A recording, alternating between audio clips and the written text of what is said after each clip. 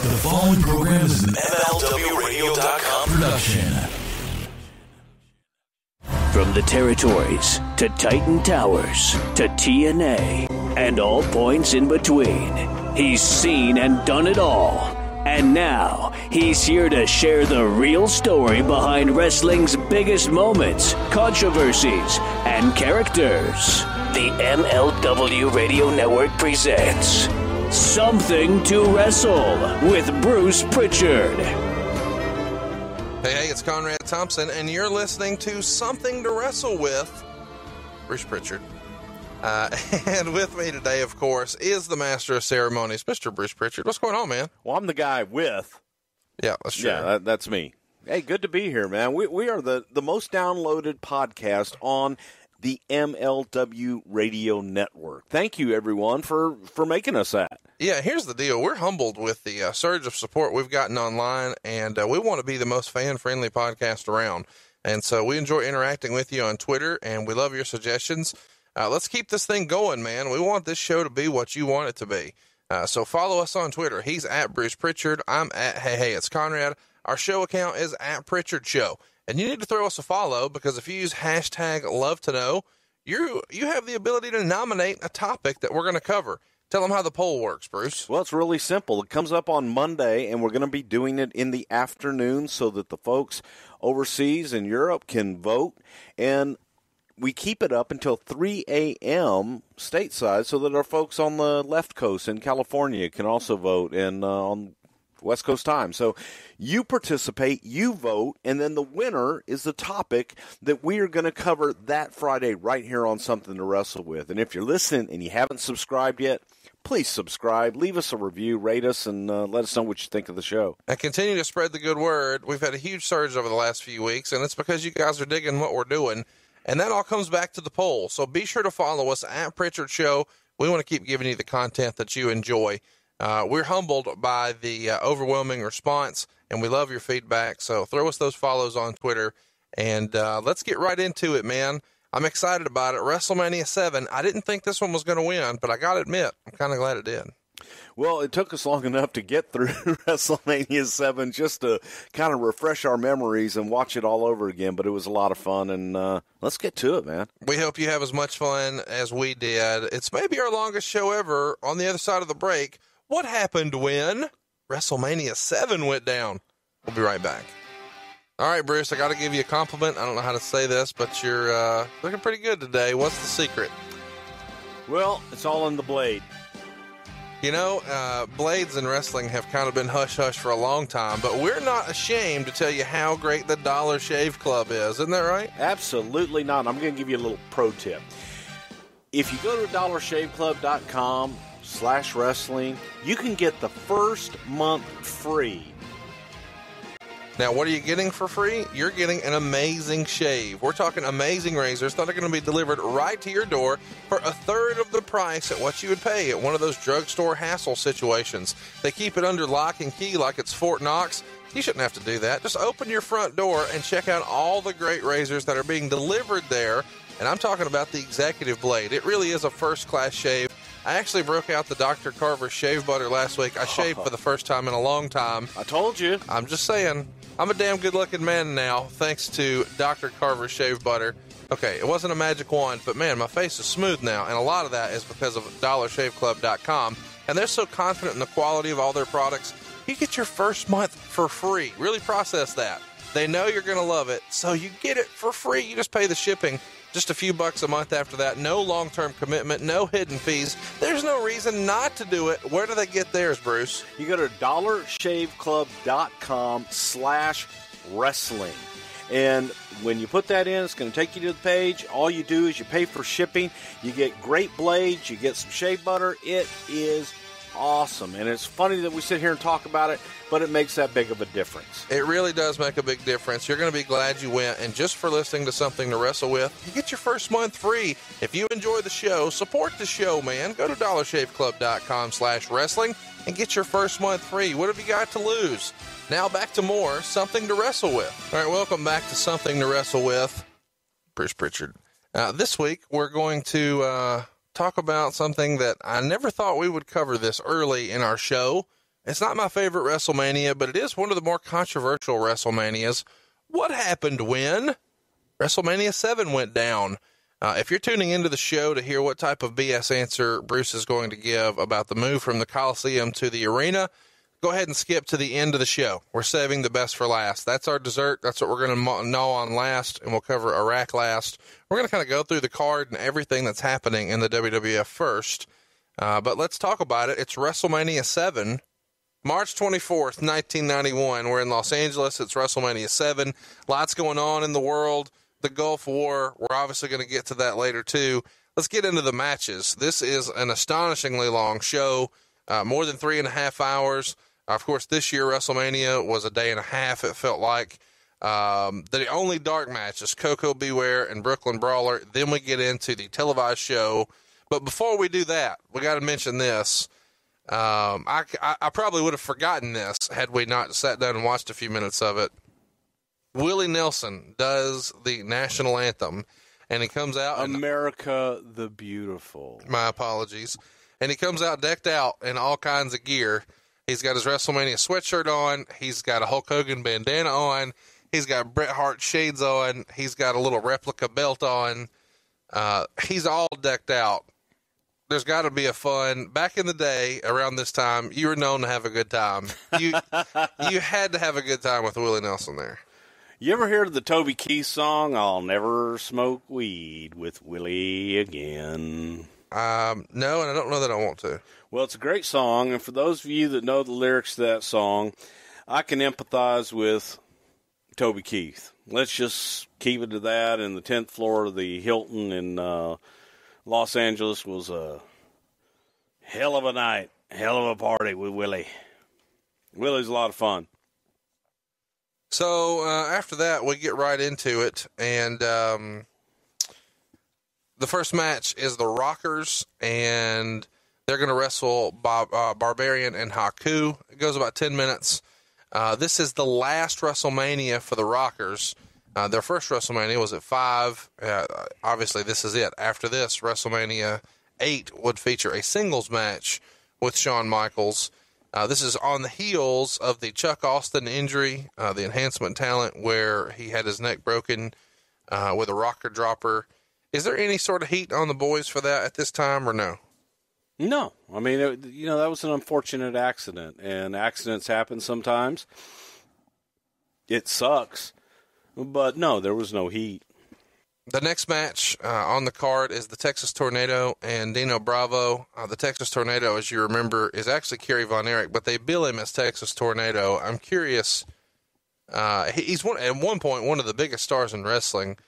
Why don't you go with the Kerry Von Erich billing? You still refer to him as that occasionally, but the name on the screen, the graphic, the way he's billed is the Texas Tornado. Is that just because Vince wanted to own it? Yeah. Okay. Pretty simple. I mean, Vince saw him, and it was a name that he and Kerry came up with, and it's a name that he could market and own. So it's a lot easier to go out and market something that you own versus marketing something that somebody else owns or that someone else created. So let me ask, is it just random and arbitrary when Ric Flair comes over? He's not billed as the Nature Boy. He's just billed as Ric Flair.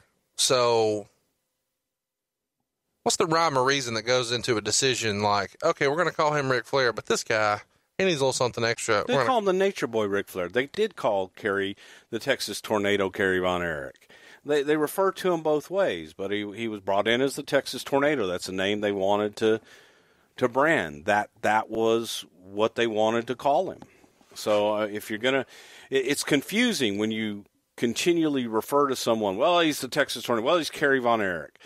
But you create that confusion. Why don't you just call him Kerry? You do create that confusion by going back and referring to a name that you don't own. So if you want to own a name and establish a name, then you're going to refer to him by that name.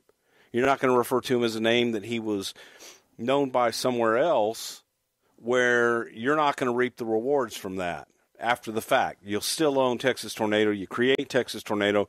You own that intellectual property. And that's what Vince did. That's what the WWF did. With Ric Flair, they broke that rule. With a lot of guys, they've broken that rule. Well, that's what I was going to ask is, do you think they still try to adhere to that? Because Kevin Nash comes back as Kevin Nash now. Sometimes they do. But the biggest pop he got is when he came back as Diesel in the Royal Rumble. Okay. I don't want to get hot about it. Let's talk about Dino Bravo. Dino Bravo, this is last WrestleMania. French-Canadian guy, untimely demise, pretty bad situation where he ends his time with us here. The story that has made the rumors and innuendo is that he was executed in his den, had the remote control in his hand, and was involved in some sort of underworld dealings with cigarettes. Did you guys have any inclination that Dino Bravo was a connected guy? I don't know that he was a made guy, but he had some sort of shenanigans like this in his life? No, absolutely not. Did the company? I have no idea. Dino wasn't around. After Dino left and Dino, whether he retired or what he did, he wasn't around. So I never had any dealings with him. I didn't have the concern, frankly, of what the hell Dino Bravo was doing. You just didn't have a relationship with him. No, I didn't. And he wasn't around to have that relationship. Is he the only guy you can think of that had maybe a mob-related execution in wrestling? An alleged mob execution in wrestling? No. Yeah. There's been more? Allegedly. Where the guys were shot in the back of the head? Allegedly. Give me another one. Well, there's a story that has gone around about Gino Hernandez allegedly having a bullet in his head. I don't know if that's true or not. I know what we were told, what his mother was told, and what his mother shared with us, which was not that he was shot, that he overdosed. Michael Hayes doesn't believe he overdosed. But I don't believe he overdosed either. Okay. But I do know what the autopsy said, and the autopsy said he had more cocaine in his body than a human could possibly ingest. And have you tested that before? Have I? No, but I knew Gino very well, and I knew Gino knew his limits. Yeah. He partied, but he also knew his limits. Right. And that just didn't fit the MO, if you will. So, yeah, I mean, that's the only other one that I know of that. But I don't know that happened. I like I said, the autopsy and the official report was that he OD'd. He being Gino Hernandez. Okay. Well, let's move along to the next match. It's the British Bulldog and the Warlord. This is the Battle of the Full Nelsons. Who booked this shit? I was doing TV at the time. Yeah, we watched that, didn't we? Yeah, it was rough. It was brutal. Let's run through this. Texas Tornado, Kerry Von Erich gets 3 minutes. British Bulldog and Warlord get 8. The next match is the Nasty Boys, Brian Knobbs and Jerry Sags. They take on the Hart Foundation. Have a pretty decent match for what it is. 12 minutes here for this one, and there is a title change. This is Bret Hart's last WrestleMania as a tag guy. He's going to go into WrestleMania 8 against Roddy Piper and win the Intercontinental title and have a good little push for himself, and really begins the build to the main event and to the world titles. Neidhart, of course, would then go on to do lots of other stuff. But I'm sure you've got some fun Nasty Boy stories. Ric Flair has a dozen of them. I know you've got to have a good Nasty Boy story you can share with us. I don't know when we'll talk about them again, so this is as good a chance as any. Oh, the Nasty Boys were great. They were a lot of fun. They were there with Willie Nelson back at the hotel getting ready for that night. Imagine that. So, yeah, they were wild. They were a little crazy, but they were always good for a good time. We kind of skipped over it a minute ago, but I wanted to mention to you or ask you, when the Rockers were taking on the much bigger tag team of Barbarian and Haku, they make it a point in their promo to say that they are tag team specialists. And then all the way throughout the match, they are constantly referred to as tag team specialists. It feels like this is the common theme whenever it's a smaller tag team taking on a bigger tag team. If it's smaller guys, you just say, well, we're tag team specialists. Well, that was the selling point of the Rockers. They weren't necessarily as big as the other guys, and frankly stole it from the Rock and Roll Express, because the Rock and Roll Express were billed as tag team specialists. And when the Rockers came in, they were billed as tag team specialists. So it wasn't just for WrestleMania. It was for their entire career. And they were a great, great tag team. And so let me ask you this. They were specialists. If you're stealing it from, I appreciate that you said you stole it from the Rock and Roll Express. I think a lot of people have thought for a long time that the Rockers were kind of a ripoff of the Rock and Roll Express. But at that time, if you could have them, why wouldn't you just go get them? Why wouldn't you guys have just signed the Rock and Roll Express? Who would you rather have?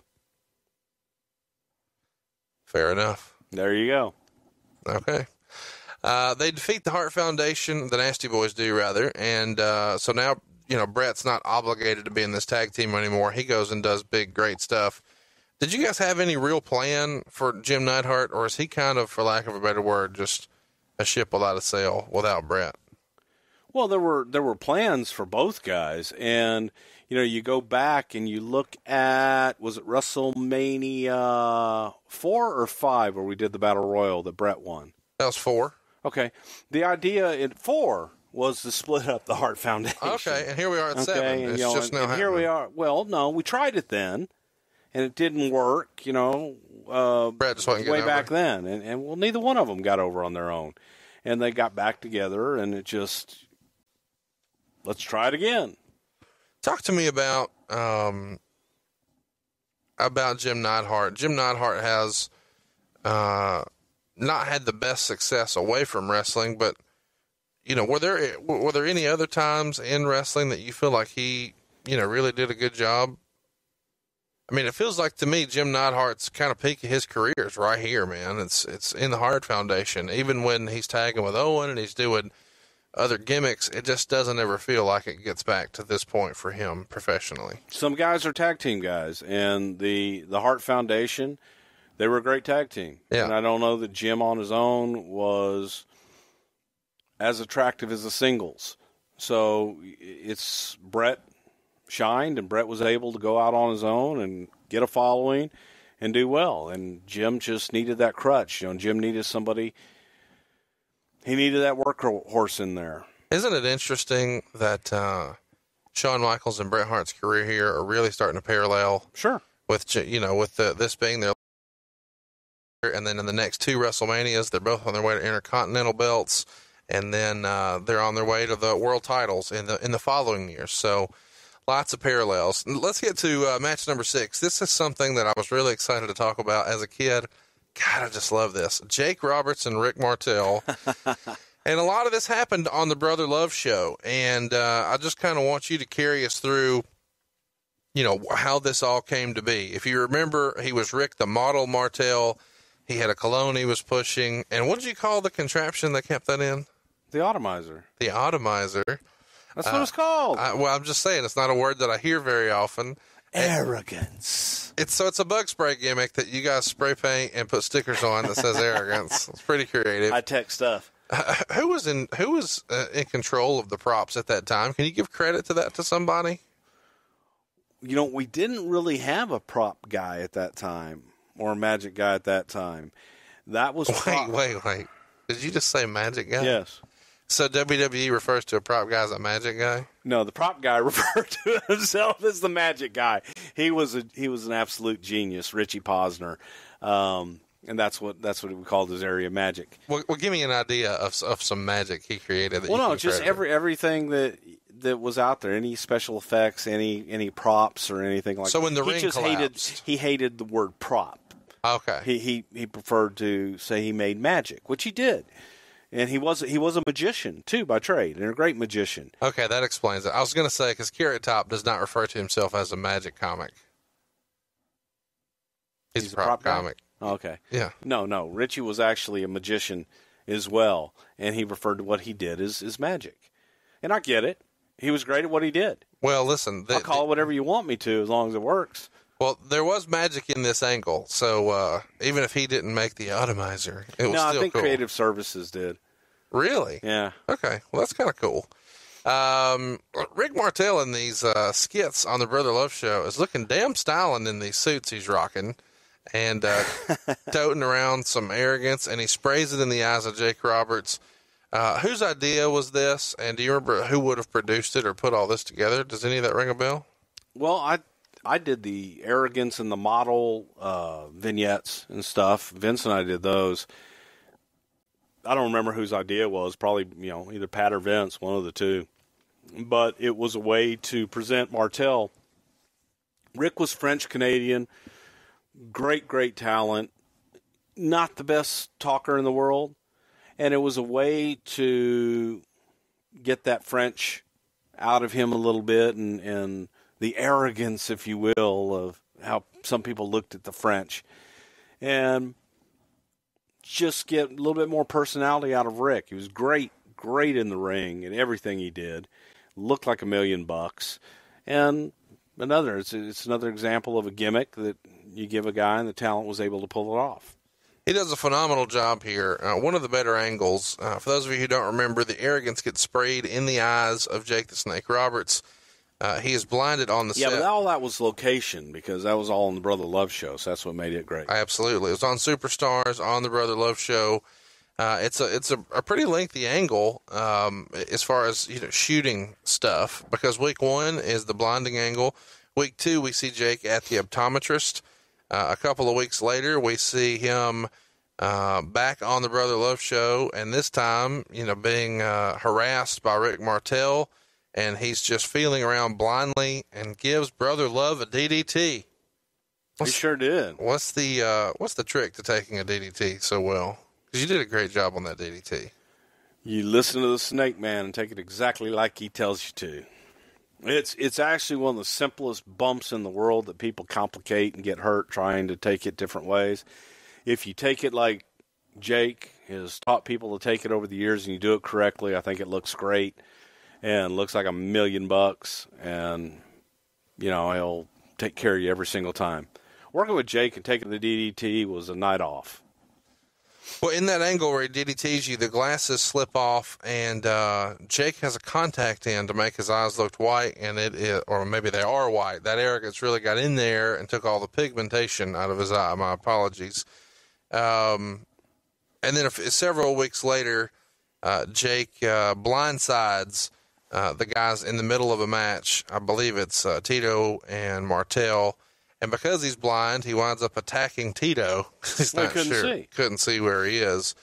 And then they do a pre-tape with Jake, a backstage interview, and then a huge pop for him.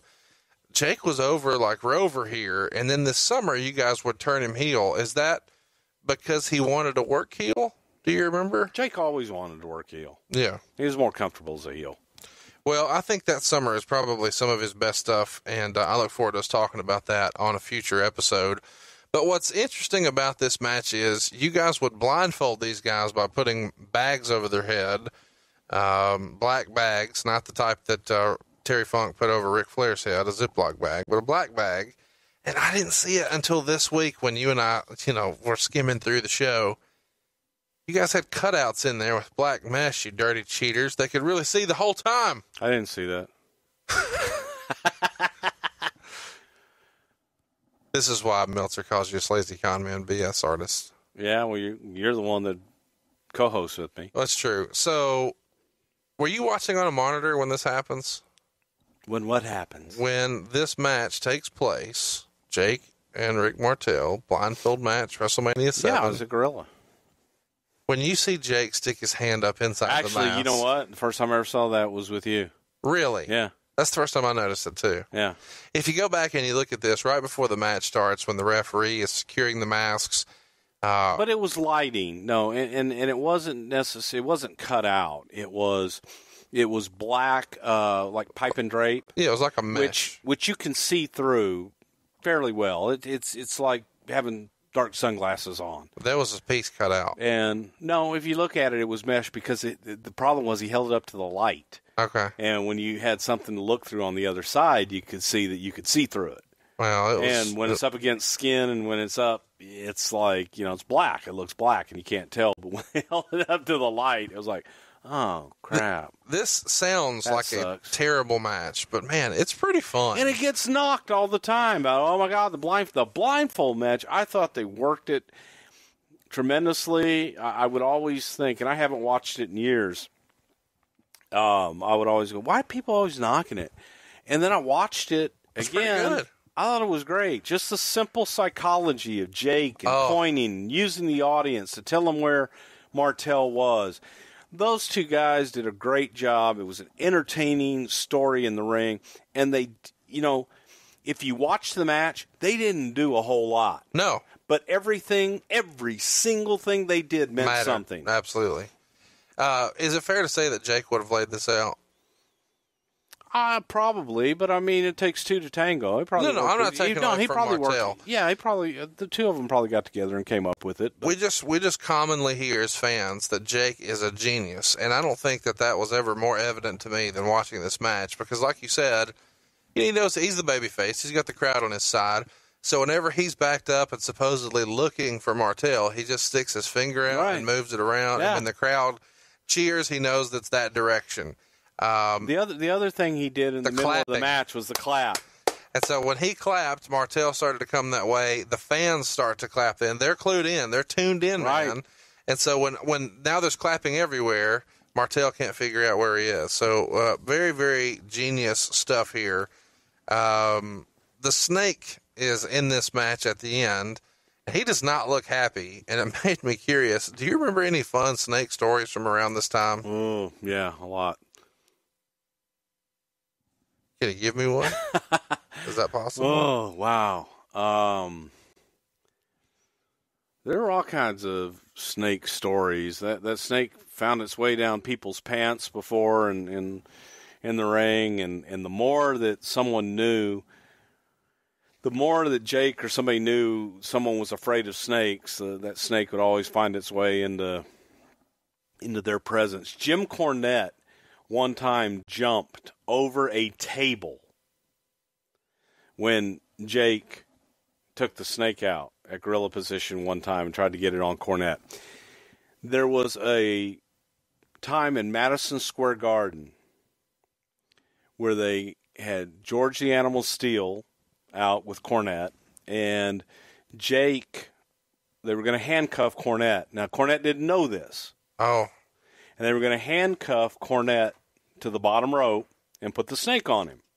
What would he have been saying during this time? Who? What would Jim Cornette have sounded like at that moment? God damn, put a fucking snake on me, I'll kill somebody. I'll cut that son of a bitch up and make boots out of it. I don't even wear boots. But he goes out, and the deal was Jim Myers, George the Animal Steel, was going to get Cornette and handcuff him to the bottom rope, because Myers was a tough guy. He was an amateur wrestler, and he's a tough dude. And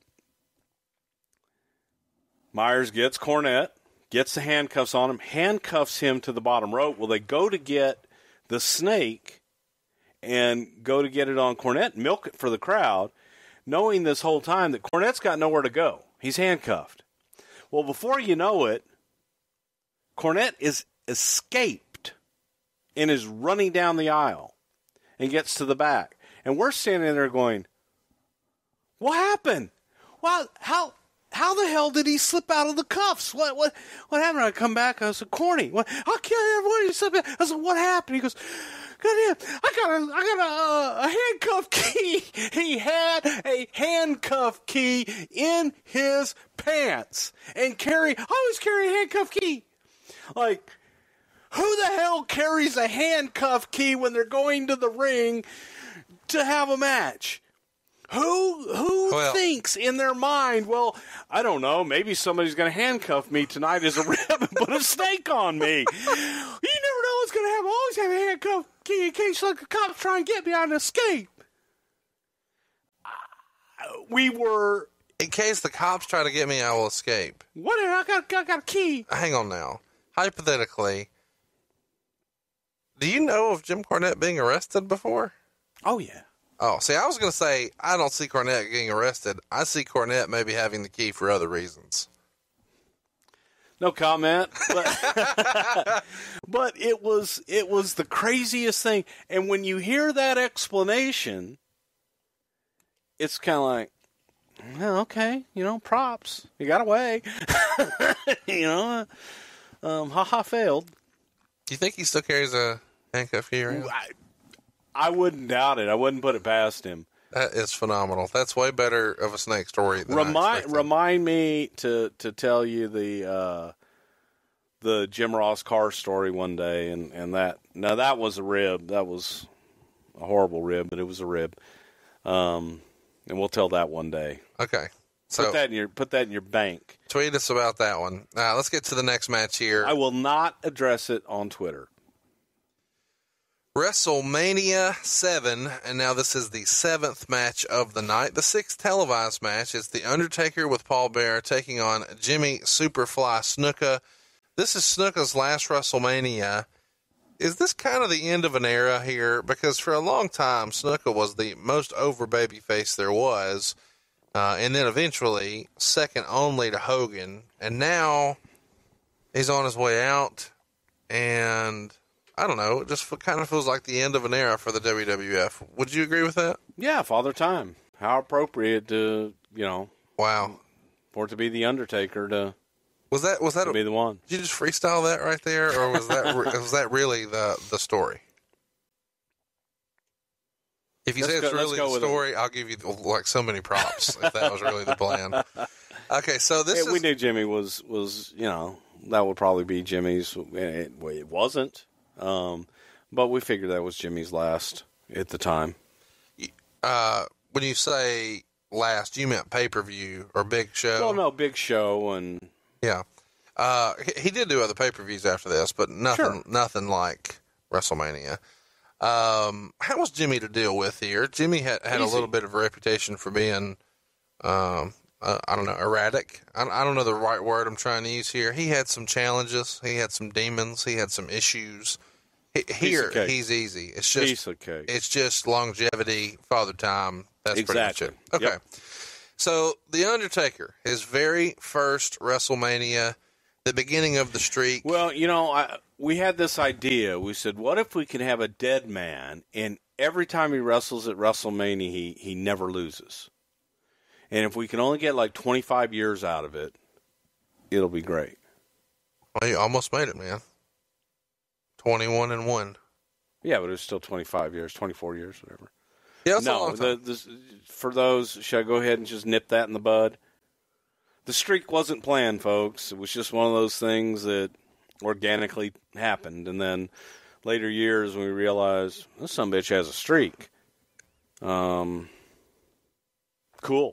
Well, and he starts it with a bang because Snuka was a really, really big deal for a long time. And later this year, he would become WWF champion. And little kids were scared at this time of him. And he debuts here at WrestleMania. It's not his debut, but it's his WrestleMania debut. With a much thinned down Paul Bearer from the one we're used to. You were pretty good friends with Paul. Do you have any good Paul Bearer stories? I don't know when we'll talk about him again. None I can tell in mixed company. How excited was he to be a part of WrestleMania? He'd been in the wrestling business for a long time. Percy's one of those guys that it's nice when one of the nice guys wins. Right. And he loved the business. He gave his life to the business. All he wanted to do was work and be a part. And so it's great when someone like that gets an opportunity like Percy got in a character that will last in the hearts and minds of people forever. So it's just cool. It's cool. Everybody, you'd be hard-pressed to find somebody, they're out there, but you'd be hard-pressed to find somebody that didn't like Bill Moody. Bill Moody is Paul Bearer's real name. Another Alabama fellow, so roll Tide on that. Roll Tide. So let's go ahead and let's get to, you know what, before we do, I know you said the streak wasn't planned. When do you remember that being a topic of conversation? Can you ballpark what year that would have been? This is 91. So would it have been a topic by, let's call it, when he beat Sid for the belt at 97? Would that have even been a topic 6 years in, or is it much past that? No, probably even past that. Ballpark. Give me an idea. I don't even know. I couldn't pinpoint. I'm terrible with dates. Oh, yeah. You don't remember shit. Everybody who listens to this show knows that. Yeah, I'm just horrible. I'm a loser. But Meltzer's not here. Calm down. Bite me. All right, while you think about that, don't know. Let's get to match number 8. This is the 7th televised match, though. The Ultimate Warrior and Randy Macho Man Savage. Hey, finally, we're getting into something good. We just did the blindfold match at the beginning of the streak and tag team title change and Kerry Von Erich. All right. Shawn Michaels and Bret Hart. So that's the 2-match card. Well, that's a rude comment. I notice here that, and later we're revealed who it is. 2 empty seats at ringside for this entire card until right here at this match. Would that ever happen now? I mean, God, no.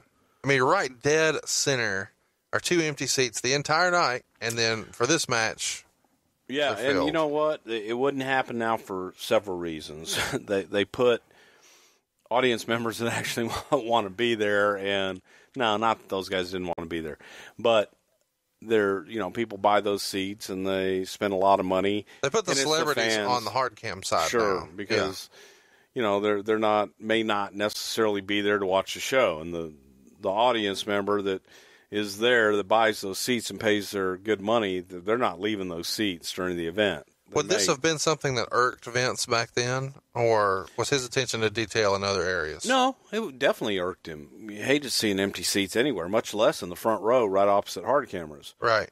Now they deal with it a lot differently. They have seat fillers that if there's empty seats that are in the hard camera sections, they'll go and put people in them until the people come back with their drinks or if they're going to the bathroom or what have you.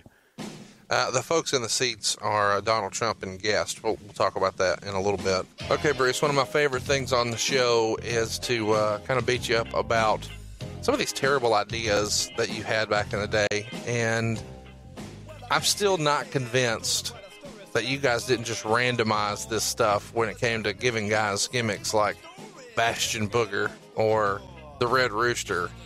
I feel like you really did have a box of gimmicks. Well, Conrad, I have to admit, and I took a picture of the box of gimmicks, and you can have your very own T-shirt. That's you, Conrad Thompson, and everybody else that's listening. Get your very own box of gimmicks T-shirts at ProWrestlingTees.com/Bruce Prichard, and check out the brand new box of gimmicks. I mean, we've got a parrot on there. We've got Bastion Booger. We have Duke the Dumpster Drosy, the Goon. We've got polka dots on the thing, a Red Rooster, and your favorite, Akeem, the African Dream. I'm his stunt double. You got the Big Boss Man on there, T.O. Hopper. You've got it all. You don't want to miss it. It's the Box of Gimmicks T-shirt. You can't miss this. This is something worth checking out. But whenever I see some of this, I've got to ask, was that a rib? Absolutely not a rib. And we have our exclusive Not a Rib T-shirt available as well.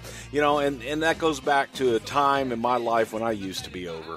And there is a T-shirt that says, I used to be over. In my opinion, that is the greatest wrestling shirt in the history of shirts.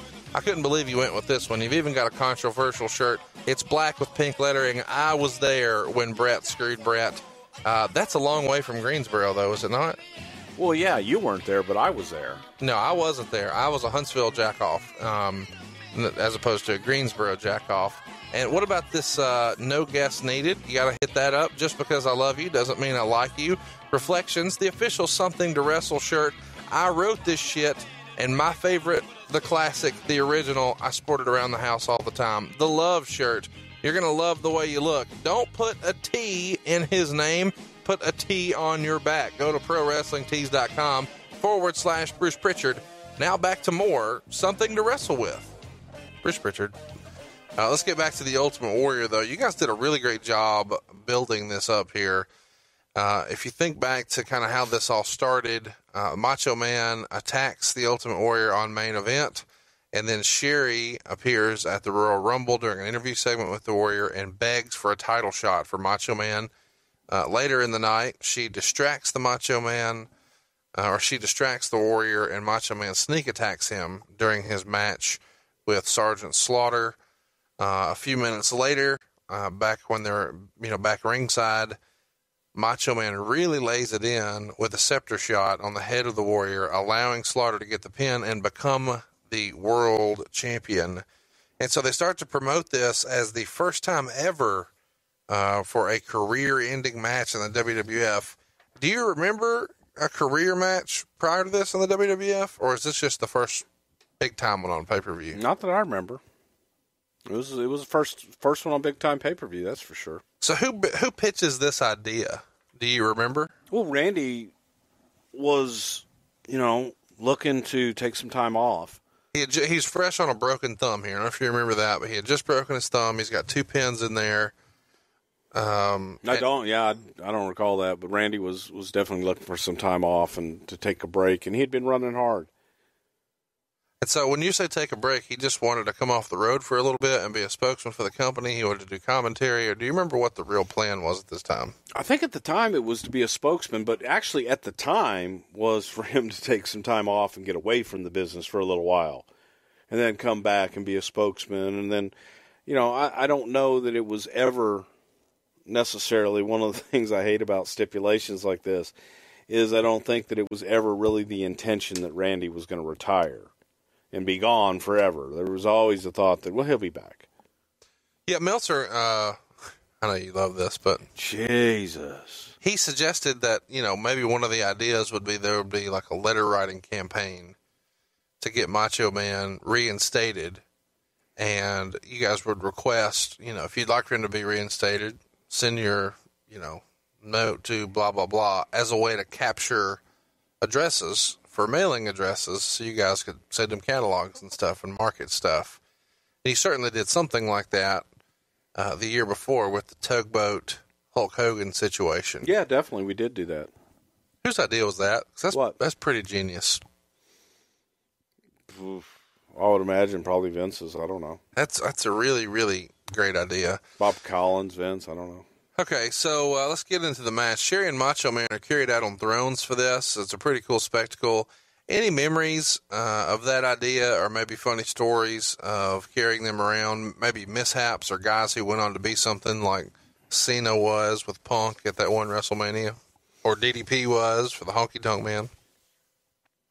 I don't think any of the guys that carried Randy out that night went on to any kind of stardom, but it was, the sedan, as we called it. The sedan. Yes, it was a sedan. And it looked heavy. It was. It was heavy without anybody on it. Yeah. And then you had 2 human bodies on it, and it got a little tricky sometimes. And those guys were always afraid for their life that they may dump Randall or Sherry somewhere. And Randall, babies. Warrior trunks have been a topic of debate here for a long time amongst us fans. The rumors and innuendo on the back of his trunks that night were the World Wrestling Federation heavyweight title, and the words means much more than this. And a lot of people said that was a way of taking a dig at him either not being in the main event or the title picture, or trying to stress that his match was more important. Dig or no dig? Well, I think it's silly that anyone would even think it's a dig, because you're talking about the context of the match. You're talking about someone's career versus a championship. And giving importance to that match, his career meant more than a championship. Right. So it was just simply, in the context of the match, the career and the warrior and all that to him was much more important than a belt or a championship. That's all it meant. This is the first time we saw the Ultimate Warrior wear a duster that I remember, and commentary makes a really big deal about his knee pads having a picture of Macho Man's face on one and his on the other. Is this a little bit of a ripoff of Rick Rude? Rude really made this famous, having airbrushed gear custom for the match. That's what kind of this felt like to me. Would you disagree? I don't know that. Yeah, I don't know. I mean, okay, this is fun. So Sherry was decked out. Well, I know. I mean, you're asking me, was I in Jim Hellwig's head to know that he was going to get back at Rick Rude and go to an airbrush? I never said it was getting back at. I wanted to know if the boys thought, oh, he's doing the Rude gimmick. It was kind of his gimmick at the time. Was he there? Was he there? Fuck this. Was he there? No, he had gone, no. so it wasn't his gimmick there anymore. So He wasn't there for anybody to compare to. And, Rob Van Dam did it. So was Rob Van Dam a rip off of Rick Rude? Yes. Okay. Glad we had this talk. Rob Van Dam didn't wear his opponent's stuff and make match-specific stuff. Okay. All right. Never mind. This isn't so much fun sometimes. Sherry was decked out this night. Feel my pain. I always thought she never got her just due. What can you, as somebody who was there, testify that Sherry really meant to the matches? Oh, Sherry was great.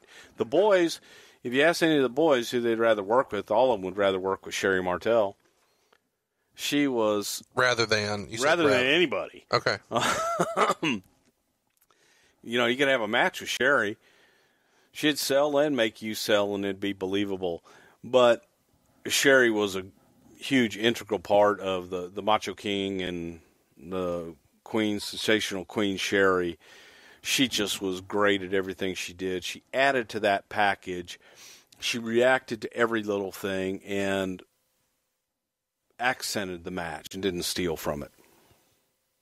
These guys would wrestle the next year at SummerSlam, and looking back at this match, I still think this particular match is the best match of the Ultimate Warrior's career. Would you agree with that? Probably so. Probably the best match Warrior ever had. So I want to kind of talk about some of the match. Cool spot here. Randy does a crossbody. Warrior catches him, but stands him up and then slaps him. It really added to the story that, Warrior's the bigger, stronger guy. And around this time, Gorilla starts really reiterating, this is the largest pay-per-view audience in the history of pay-per-view. There's no way he would have known that at that point, right? This is just a line from Vince.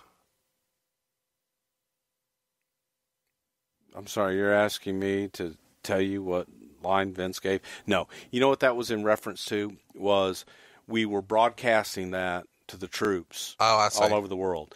So the audience was the largest audience because of the number of troops and where we were broadcasting. We broadcasted it for free on the Armed Forces Radio or whatever. Yeah. We broadcasted it live all over the world, and so the audience was huge. As far as pay-per-view buys, no, at that time it was WrestleMania V. We're never getting away from the way you split hairs here, just so you know. Well, no, the audience was the largest. I get that. It was because we were broadcasting. What does it sound like we're talking about right now, though? It sounds just like attendance and tickets sold. No, that's what you choose to pull out of it. He said it was the largest pay-per-view audience, and you're saying, well, was it pay-per-view? You didn't say pay-per-view buys.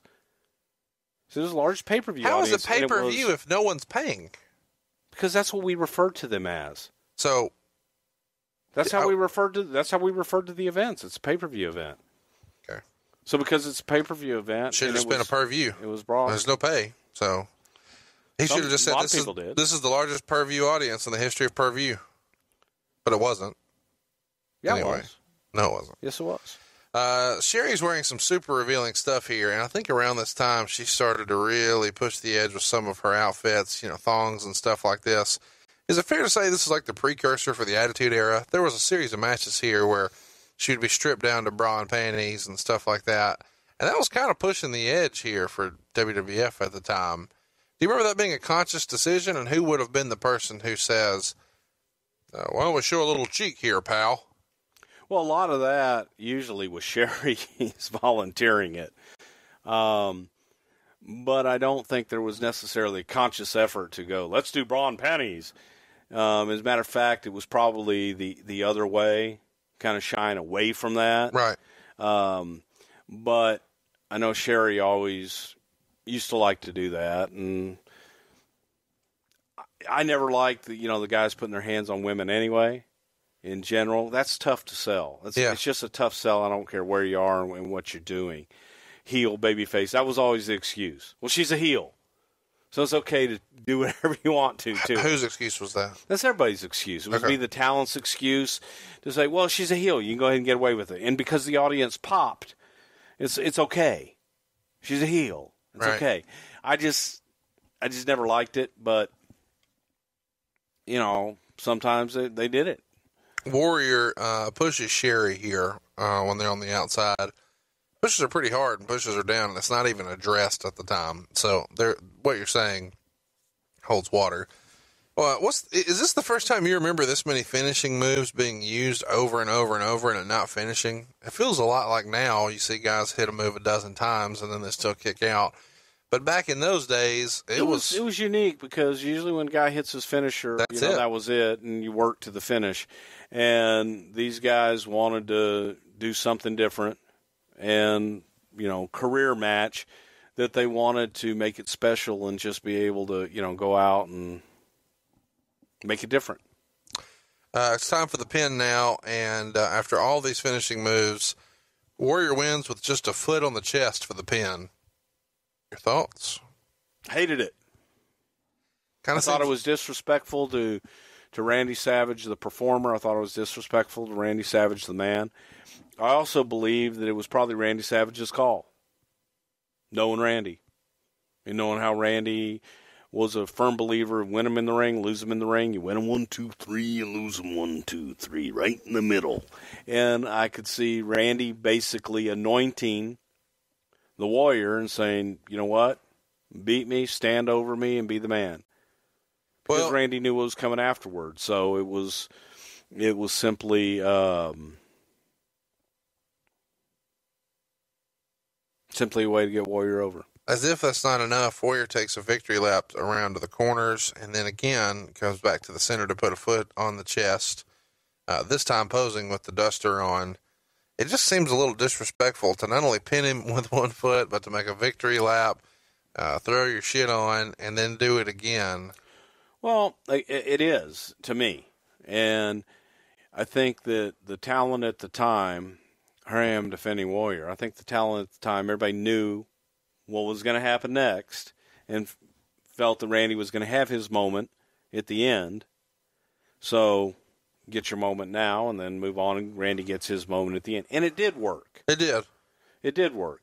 But as you and I watched it, I even told you that when we were watching it, I thought that was, it rubbed me wrong. I knew what was going to happen.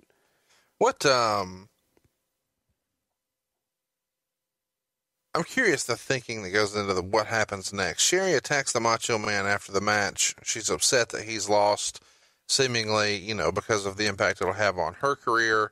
And then, of course, Liz, who they showed in the crowd, a good ways away from the ring, 2 rows back down the aisle.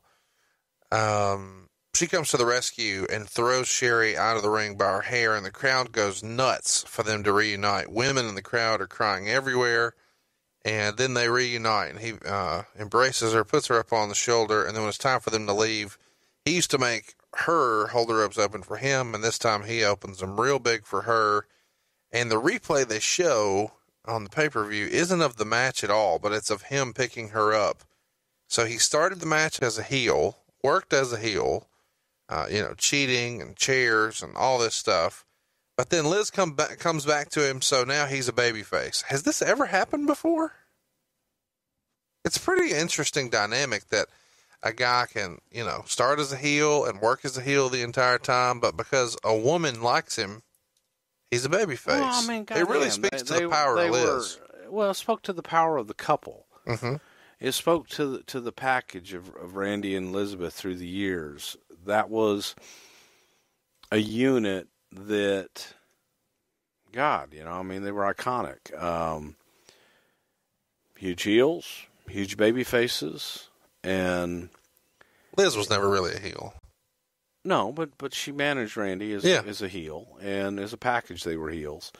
And it just was, come on, man, they were iconic, and everyone loved Liz.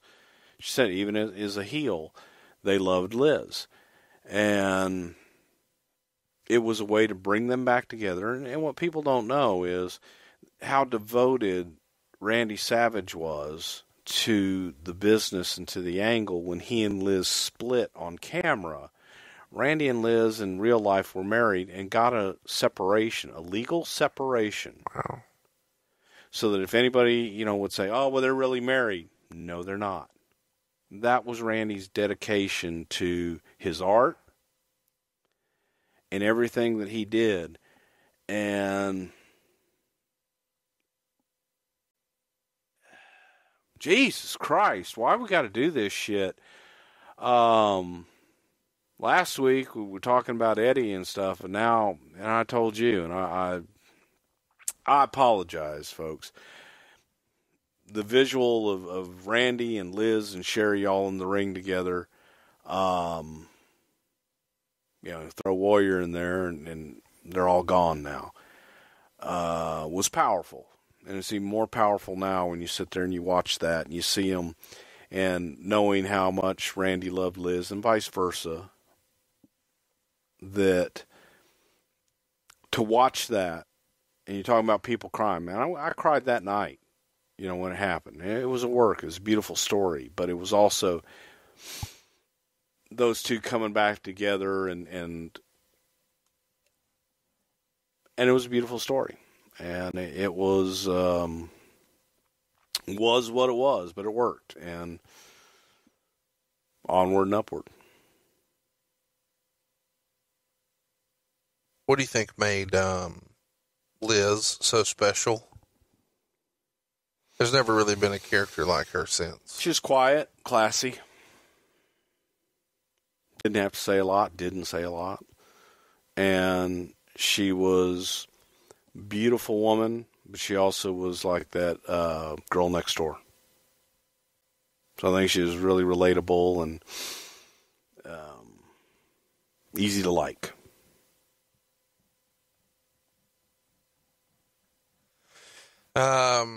This seems like the time when you guys would have taken an intermission. I don't know that it was acknowledged as an intermission. I'm curious, why the hell did WrestleMania used to have an intermission? Back in the old days, WrestleMania 1, 2, 3, they used to take intermissions on pay-per-view even. Yeah. And this was back when you thought you have to have an intermission. You got to sell gimmicks. You got to give people a chance to go get popcorn and something to drink and go to the bathroom. So it was just a mainstay of a live event and a pay-per-view event. Got to give people a chance to go do what they want to do. It was a different time. But what we did for the television audience was we had interviews and stuff with the celebrities that filled that time. Well, in the house for the live event, it was an intermission. So it was a long show. It also gives the announcers time to go take a piss. And so this intermission period here, this is kind of famous, when you did it for house shows and live events, because this would be the Hulk Hogan spot a lot of times, where you would have a really good match as the last match on the card, but Hogan would work right before the intermission, the rumor being so he could get back to the hotel and do his room service and all that. God. And beat the fans out of the crowd and beat the traffic and not be mobbed and yada, yada, yada. No, folks, it was when you're going to do a return so that you could have tickets whatever you're going to do, and you can come back and announce the return off of an angle that you would shoot in that match. And then when you come back for the return, if it was the blow-off, it would be the last match. But no, it wasn't so he could go back and get room service. Well, he used to say it is. So well, I'm sure that's what he did. Well, that wasn't why he was put in that spot. So he didn't request to be in that spot, you don't think? He was put. I just explained why he was put in that spot. Okay. When we had a hot match that we were the exact same reason why Warrior and Andre the Giant were put on in that spot when we were going to do the return. They were put in that spot so you could come back later on and announce, next time that we are here in the Von Braun Civic Center, it will be one-on-one, and you announce the return off of the angle you shot earlier in the night. All right. And then they come back. It wasn't so, well, you know what? Room service stops at 8. We need to get those guys out of here so they can get their egg whites. The first match back after intermission has a nickname that I've heard. Can you share that? Popcorn match. Explain to our listeners who may not be familiar why it's the popcorn match. Because people went out to get popcorn, and they're coming back from getting their popcorn. What type of match would usually be in the popcorn match position? A slower starting match. One that's going to build, put a little time in, get people back to their seats. And the match chosen here is, let's talk about intermission first. They have The Undertaker measuring Regis with a tape measure. This is pretty fun stuff. Then there's the Demolition promo. By this point, Bill Eadie is gone. It's just Crush and Smash here. They're really winding things up. There wouldn't be much more traction to Demolition. This is their last WrestleMania. And then they interview their opponents, which are Tenryu and Katao. Say Katao right? Yep. And maybe a little racist here, because Regis is trying to communicate with these guys who don't speak any English, but they acknowledge Toyota and Isuzu. Could they get away with that now? I doubt it. It's pretty amazing. This Demolition match seems a little out of place. I mean, it's just kind of out of nowhere.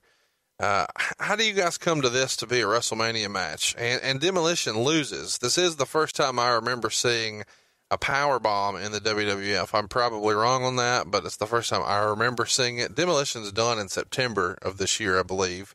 And they lose to Tenryu and Katao in 4 minutes. Do you remember, I know you guys had some sort of SWS working agreement, and it feels like WCW at this time is playing follow the leader. They're doing some stuff with New Japan, and a few months after this, you would have a huge show with these guys.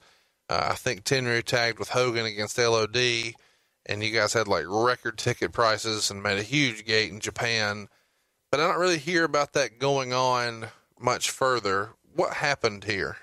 Well, that's simply it. We had a working relationship with Tenryu. Tenryu was starting his own company in Japan. Koji Katao was a sumo wrestler that had turned pro, and they wanted to make him an international star. So he is in Japan. He's portrayed as so big that he's got this big match with another Japanese superstar, Tenryu, who was a big name in Japan, to come over to America and be in WrestleMania. It's just simply a working relationship, put a good light on them, and we were going to Japan. So it was a way to just strengthen that agreement with them. And it was more, that particular segment, that particular match was more important to Japan than it was per se to the show or really have any meaning in WrestleMania. But internationally in Japan, it had a lot of meaning. Before we talk about the Katao situation, why is Demolition winding up? Like, at one point, Demolition's pretty damn over. What do you think changed? When Crush was interjected, it wasn't the same? Or it was just time? Well, it's just time. I mean, it's like, I love it when people say, well, why'd you guys, the dream, baby, it's just getting hot, you're going to cut it off. But everything runs its course. You can't have Demolition be the dominant tag team forever. There comes a time that you got to bring something new in. Yeah. It's their time. That hell of a run. It's just their time. Well, it looks like their time is up. We can't see them. Katao's time is now. Katao, famous maybe, I don't know when we'll talk about it again, for trying to shoot on Earthquake later this year at the Japanese show that we referenced a minute ago. So when WWF at the time goes to Japan, they match these two guys up, probably because John Tenta was a pretty successful sumo and had some real name recognition in that sport. And since Katao is kind of the man over there for that, this is a natural fit. But then in the match, he kind of goes in business for himself. It's on YouTube if you'd like to see it. Do you have any memories of that? Because I don't know when we'll ever talk about that again. No, I just remember when it happened. And were you at that show? Nope. But Earthquake was, John Tenta was a big sumo name over there. Katao was a young sumo, had been a big name. And it was young versus new. And Katao. You mean young versus old, or new? Young versus yeah, yeah, young versus old. But Tenta wasn't that old. He looked like it because he was balding, but Tenta still had it. And Katao wanted to test the old timer, and Katao's the one that left the ring, and And when he rolls out of the ring after shooting on him, he picks up a mic and in Japanese says something like "wrestling is fake," and is essentially. But he didn't want to get back in there with the fake wrestler. Never got back in there and never wrestled again. Was essentially blackballed from wrestling after that. So this is his last WrestleMania too. Yes, it was. WrestleMania continues. We go to match number 10 on the card. Number 9 on television. The Big Boss Man is going to take on Mr. Perfect here for the Intercontinental title. And this is an interesting match to me because the Big Boss Man looked better than ever for this one. Both guys did. Yeah, really an entertaining match. Do you have any memories of this one? It was just a great match. You know, it had been built up with Bobby Heenan insulting the Big Boss Man's mom. And we shot some very entertaining vignettes about Mrs. Boss Man. She was a good sport. And culminating here. Perfect Intercontinental Champion. It was bringing Andre back out to kind of avenge breaking up with Heenan and anointing the Big Boss Man. It was a hell of a match. It was really a great match. Real quick, I want to dig into a little bit more about the Big Boss Man. He's in phenomenal shape here. Why didn't he get more of a push? It seems like he debuted, and well, you're fired up at it, but I mean, he debuted and then goes on some successful loops with Hogan on house shows, even some cage matches, and then he does some tag stuff with Akeem. But he gets himself in great shape here. He's super over. He doesn't get the win, and he's programmed with the Mountie at SummerSlam. What would have been the harm in giving him a title run? A push. Jesus, that's a hell of a push. You come in, you work with the top guy, Hogan. Hell of a push. You're put right on top. Yeah, with the top guy. Then from there, you go on and you form a tag team and you work with the two top guys, Hogan and Savage. You go around. Bossman had a hell of a run. Great push. But my point is, you can't just push everybody all at the same time. The spotlight is only so big. So, Bossman had a hell of a run. He comes out of here with a victory. He didn't win the title, but he came out with a victory. He came out on top. He comes out with Andre anointing him and raising his hand. It's not always about, well, he didn't have the belt. Well, I'm just saying that because during this run, what? The belt is a prop. Are you serious right now? I'm sorry. Do you want me to say the belt is magic? Well, a few minutes ago, when I said Jake had a white contact in, you got half hot about it.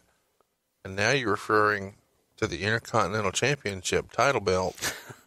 Is a prop. Made by Reggie Parks. That's a prop. It's a prop, yes. Believe it or not, they're a prop. I don't know what to say to you anymore. Sure you do. You'll think of something. Andre the Giant comes out in this match.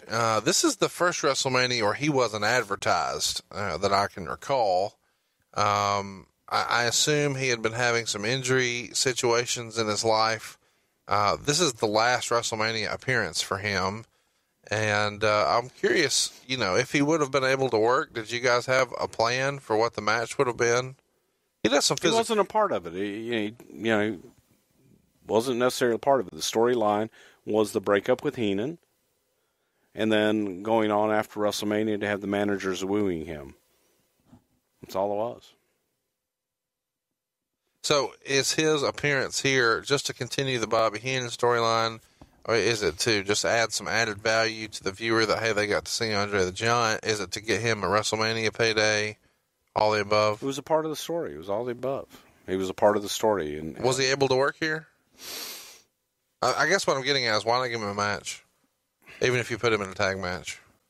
Again, the story was Bossman and Perfect, and there was a sub-story with Andre and Heenan, and it was a way to make all of them work in without having to give him a match. And he wasn't in the best health, so I don't know how much of a match he really could have worked. The next match on the card, Bobby Heenan is involved in this one, and Mr. Perfect's got his working boots on. If you haven't seen this match in a long time, you should go check it out. It's a pretty decent match. It runs about 10 minutes. But Perfect, man, he is just all over the place with crazy dramatic bumps.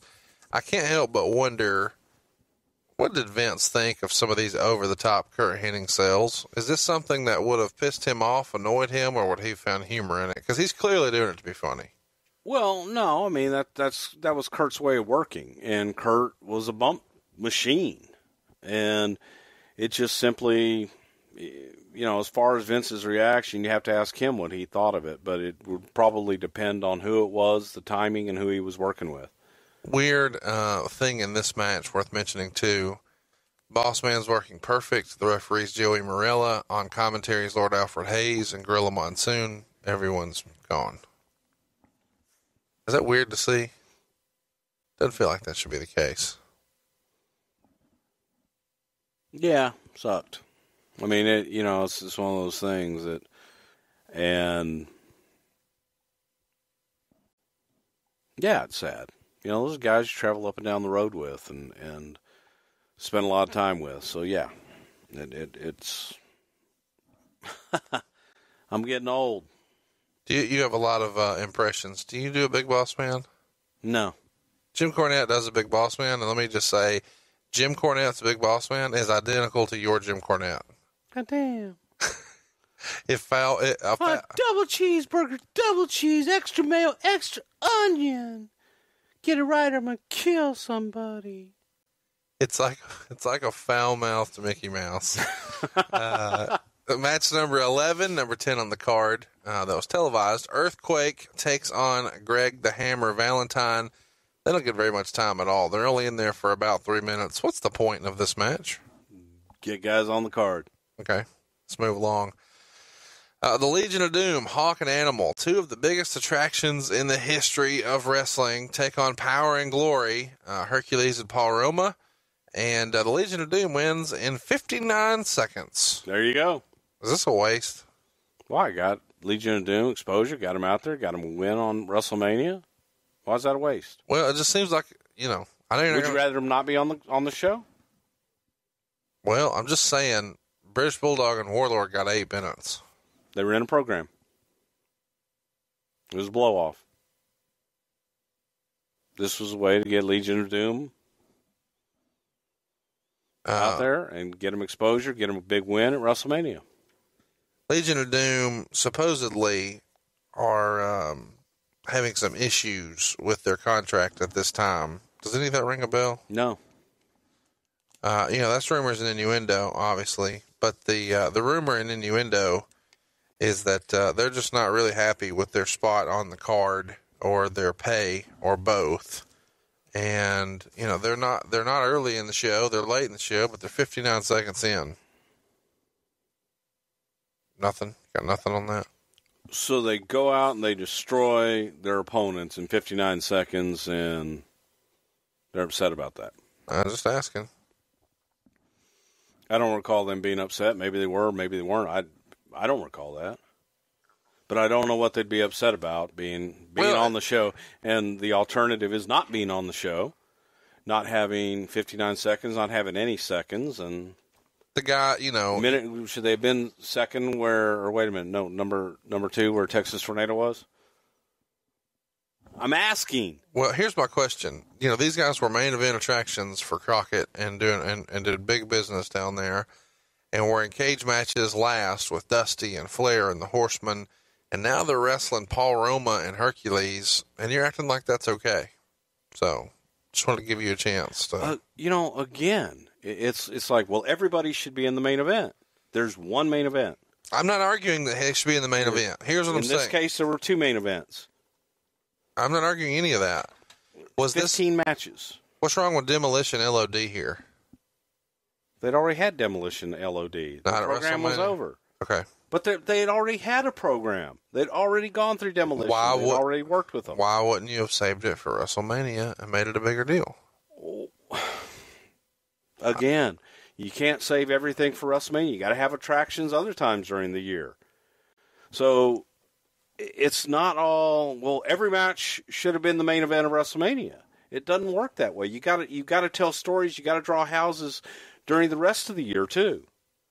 So there was a story. They had their run with Demolition.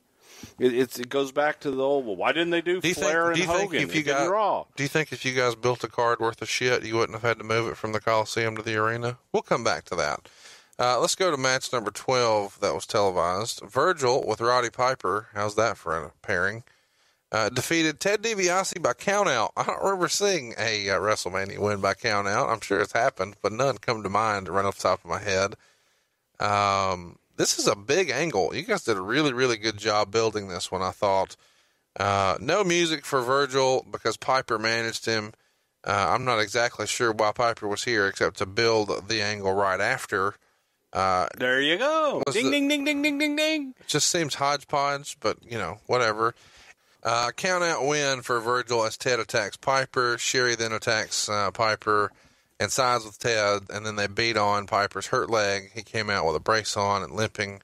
And then, of course, Virgil pleads with Piper to get up on the hurt leg and carries him out. Is this Virgil's highlight of his career? Is this like the pinnacle for Probably Virgil? so. Yeah. Yeah, probably so. That's about as high as Virgil was going to get. Do you remember what type of fuck money he got for this? I don't. Do you reckon that afterwards he celebrated at the Olive Garden? I would imagine so. Did they even have Olive Garden then? Oh, yeah. That's selling breadsticks. That's been the shit for a long time. Okay. Meat sauce, baby. Okay. The locker room sets were all over for the backstage interviews, and I've always been fascinated by these. It was kind of a staple at the time, these famous locker room backgrounds. There's a payphone, and I think there's a couple of different sets here. And you've told me before that you maybe had a hand in that. Can you kind of lay out what that is? Or did just every locker room you guys had in the 80s and 90s look identical? Yeah, that was a hell of a coincidence. It really was. No, we had basically your heel locker room set and your babyface locker room set. One was pink, one was blue. Oh, I didn't notice that. I'm colorblind. Yeah. So I didn't notice that. So it wasn't like pink was pink for the girls? No, or pink was for the for heels. Pink's for heels. Okay. Baby faces are blue. Well, you know. Conrad. Now let's get into the Mountie and Tito Santana. These guys had a barn burner of a match for about a minute. Whose idea was the Mountie? I'm pretty excited about the Mountie character, and I realize I'm probably in the minority, but The Mountie was great. I enjoyed the Mountie. Do you remember who came up with the gimmick? He was great at it. Well, we had a box, and it's at ProWrestlingTees.com/Bruce Prichard, box of gimmicks, and we reached in and pulled out, and there was a Mountie hat in there. Jacques' brother Raymond had, I don't want to say retired, but he basically semi-retired and was doing commentary for us, color commentary for us in Montreal. And Raymond had other businesses, and Raymond, another wonderful guy, that it was an opportunity, Jacques going out on his own and give him new life and a new character, and came up with the Mountie and look at, how Americans view foreigners, which we'll be getting into next. And no matter where they were, but it was a way to, it had a lot of heat in Canada. It had a lot of heat everywhere, but it had a lot of heat in Canada because the Royal Canadian Mounted Police felt that we were making light of the Mounties. Right. And Jacques had a lot of heat with that. But it was just, a gimmick.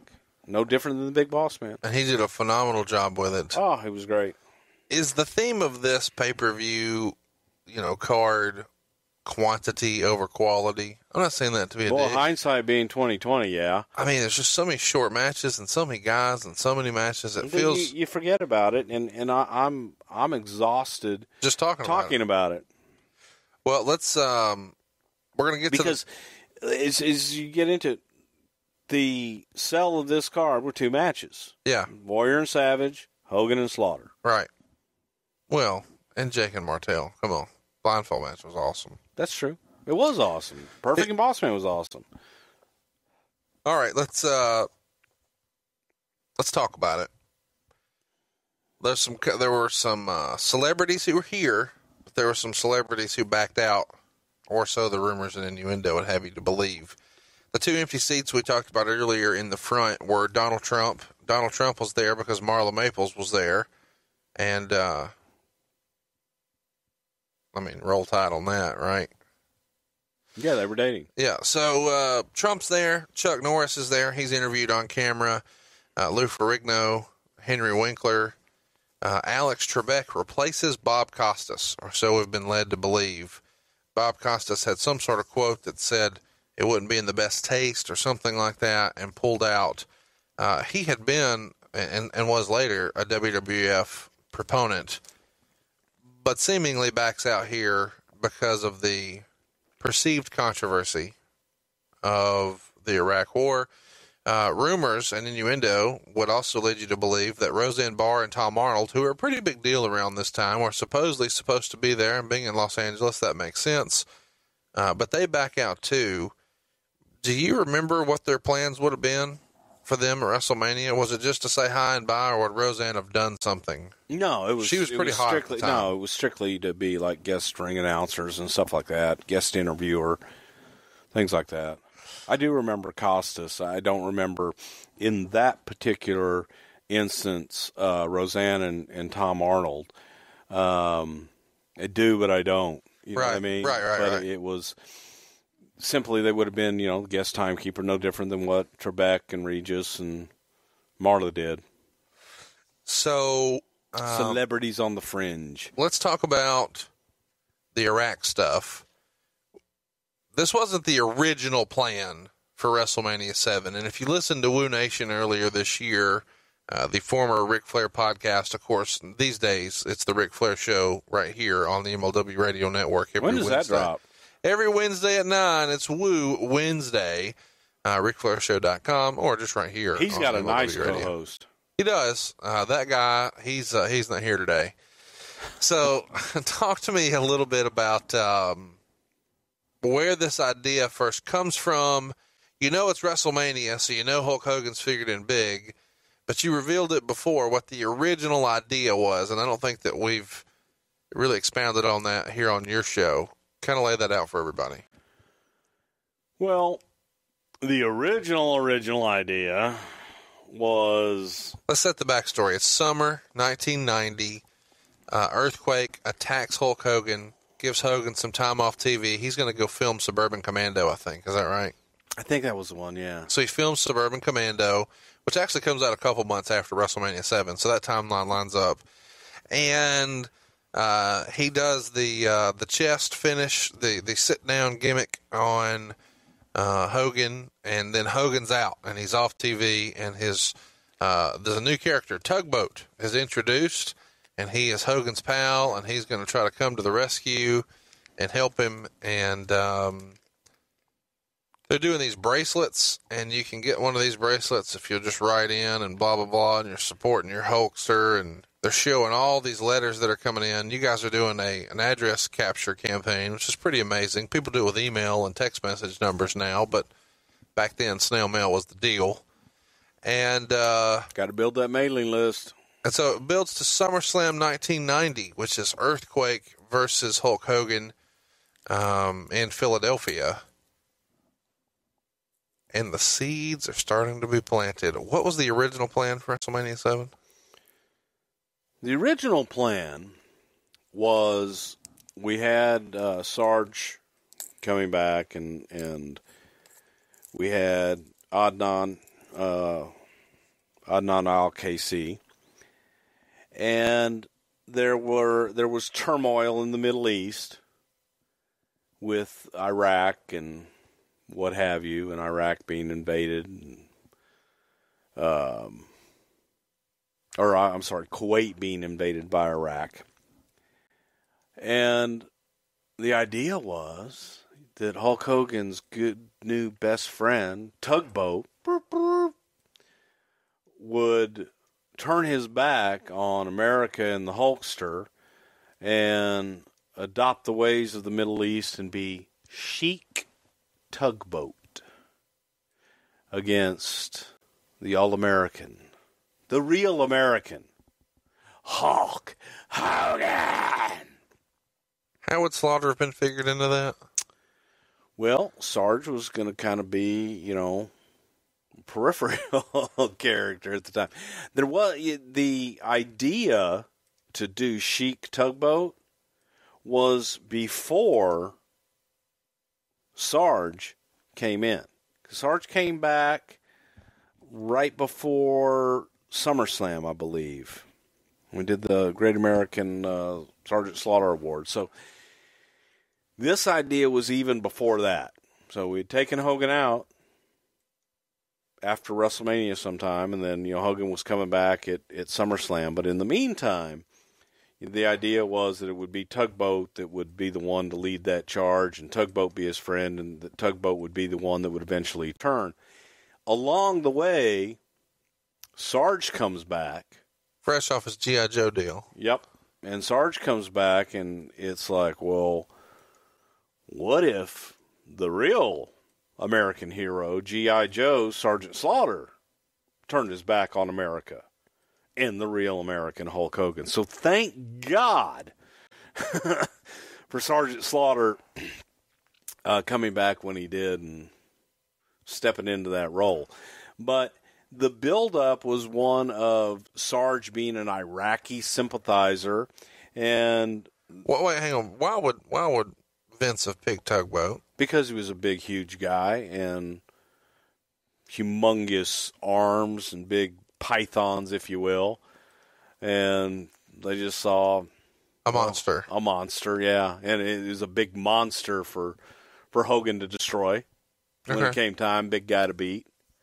So, like to create monsters for the Hulkster. So an audible is called at this point, and for whatever reason. Well, thank God we hadn't got into the turn. But y'all had already started to do some teases. Well, right? we had done the teases with Tugboat being the one to bring Hulk back and everything. Man, Tugboat and Hogan teamed at Survivor Series. We were kind of already that ship had sailed, so to speak, but. Sarge coming in when he did, and being that Iraqi sympathizer, it was just topical. It was what had been done in the business for eons. You take the foreign menace. We were at war with Germany, and after the war in Germany, the heels were all Germans, and after the war in Japan, all the heels were Japanese and threw salt. Well, we hadn't gone to war yet, but you had a hell of a heel over in Iraq by the name of Saddam Hussein that everybody hated and was on the news every week. So why not have an Iraqi sympathizer? And what's worse than having an Iraqi in General Adnan, but to have an American, a G.I. Joe that represented everything that was right in America, an American hero, and Sergeant Slaughter, turn his back on his own country. And that was the thought process. And to go to Mania, the real American versus the American turncoat. And this was obviously before things escalated in the Middle East. Well, but you were still kind of building this pay-per-view around a real-life conflict. Always did. They always built things around real-life conflicts. World War II was a real-life conflict. Well, hang on. You said they right there. This is you. This isn't me personally. Oh, you personally were there. Yeah, I was personally there, and yeah, I was behind it. And I definitely did support it. And it's what they had done. The Hollywood, wrestling, historically, took foreigners and made them heels and bad guys. And you propped up your American heroes. And that's exactly what we were doing. What was and before that, before we even necessarily, before we even had conflict in Iraq, we had booked, because the Los Angeles Coliseum had approached us about coming in and holding the event in the Los Angeles Coliseum, which held over 100,000 people. And we went out there, we flew out there, they had a huge presentation, they set a ring up on the 50-yard line, and they had the big screens up. They had put seats on the field around it and had They did a big cameras sell. out. Oh, they had a huge sell. I mean, they had, Wrestlemania VII up on the scoreboard, and they had video, so that when we walked in, we were up on the big screen and stuff. They had this beautiful luncheon for us, and that was, God, I want to say it was right after or right before, well, it was right before WrestleMania VI. And because we had done 6 in Toronto, and this was going to be bigger than 6. Right. So we had been out there and done the tour, made the decision, okay, we'll do this. And then as time went on, it was like, well, take Hulk's best friend, tugboat, and, do the turn and triumphant return of the Hulkster. So, Bruce, I want to kind of give everybody a peek behind the curtain. I was in the office the other day. We're doing some charitable work, and the guys visiting from the charitable organization couldn't help but notice the First Family Mortgage Fantasy Football Championship belt in the corner. They thought it was like a toy. They wanted to pick it up and hold it. They expected it to be one of those Chinese replicas that people get from Shop Zone, from WWE. But this is the real deal. There's some heft behind this. It's a legitimate belt. Yeah, I just can't believe it. I don't know how Dan does it. Well, here's how he does it. He makes sure that he's doing everything by hand. It's American made. It's made right here in New York, and you're not going to get some mass-produced replica. This is as craftsman gets, and it really is from scratch. You've got all kinds of opportunities to have existing belts, or go ahead and double down on a custom belt like we did for First Family Mortgage.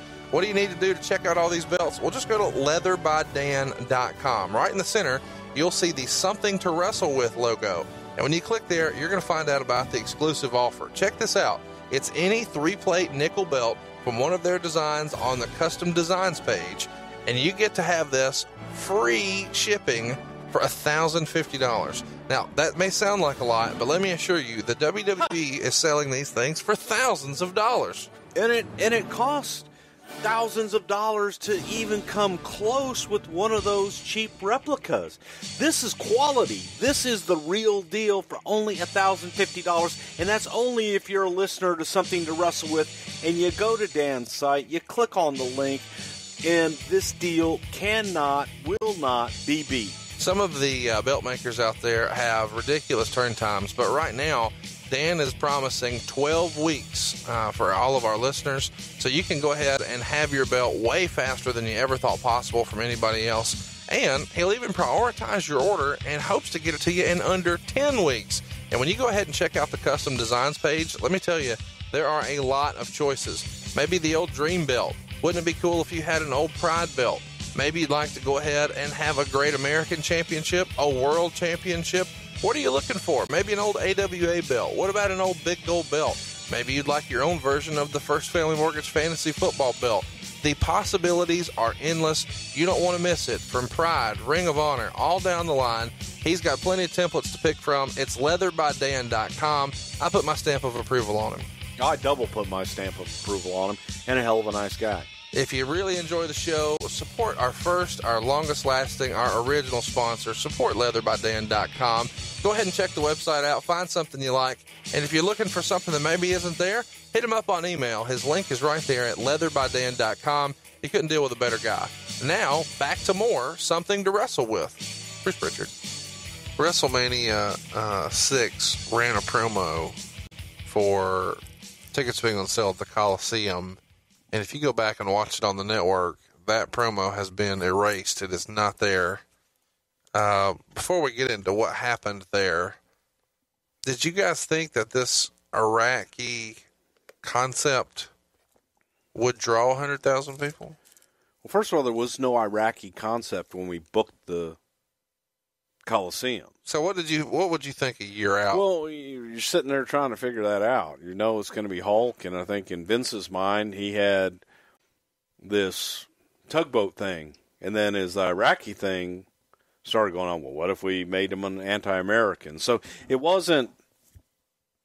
So it was in March or February of the year before. They would go, we're going to go to war with Iraq. We're going to have an Iraqi sympathizer. Okay, so the plan to sell 100,000 seats was Tugboat and Hulk Hogan. Yeah. That one didn't work. No. Was WrestleMania 6 a disappointment? Do you think some of the decline starts with WrestleMania 6 based on it being babyface, and it not having... I don't think the event was a disappointment at all. You don't think... I mean, I'm just asking, were buys down for that? It was reported that buys were down for that. Well, buys were down from WrestleMania 5, yeah. But I don't think it was a disappointment. So it was less about Warrior Hogan and more about how bad it was, and more about how great WrestleMania 5 was with Macho and Hogan. Maybe, and how masterful the build was. I just think that the babyface attraction didn't work as well. Maybe didn't work. Well, obviously it didn't work as well as the other one. But that's hindsight. So then you come back and you're planning to do Tugboat, and along the way... Yeah, and along the way, Sarge comes available. Tensions heat up. You got... Does Sarge call y'all, or do you call Sarge? Do you call? Sarge called us. And he's fresh off the G.I. Joe thing. That was a big deal. Yep, and Sarge was looking, and he and Vince had a falling out before, but Sarge called, and I Do you remember what that falling out was about? It was about the G.I. Joe contract, I believe. He didn't want him to do it? Vince didn't want him to do it, no, and Vince wanted to have a piece of it. And Sarge, went off and did his own thing. I see. So Sarge was arguably as big, if not bigger, than Hogan at that time. Absolutely. So, it was disagreement. Shit happens all the time, but it was opportunity for him to come back. He came back. He was red hot. I mean, he was red hot. Did he want to be a heel, or did you? He loved the idea. Really? Oh yeah. Whose idea was it to? Do you remember it like sitting around the pool and again? A lot of that was. That part of it was a lot Pat and Vince at that time, and I was doing TV, so I was in after the fact, and You told me something about television, and one of the most iconic things here is I guess you guys soaked a Hulkamania T-shirt in lighter fluid and then had Sarge. Well, that was down the way. Light it. That was closer to the match itself. Was there discussion about anything else there? Yeah. There sure was, but I mean, you gotta, before we get to that, and I know where you want to go with that, but getting to that point, we had Sarge and we had Adnan, and this surge from underneath and the animosity towards Sergeant Slaughter and Adnan was growing. And let's talk about Adnan for a minute. We've just kind of glossed over him. Tell everybody who Adnan really is. I don't think a lot of people... I mean, he just kind of appears out of nowhere, and he's in WWF programming, but he has an interesting backstory. Yeah, he's Adnan al-KC. That's his real name.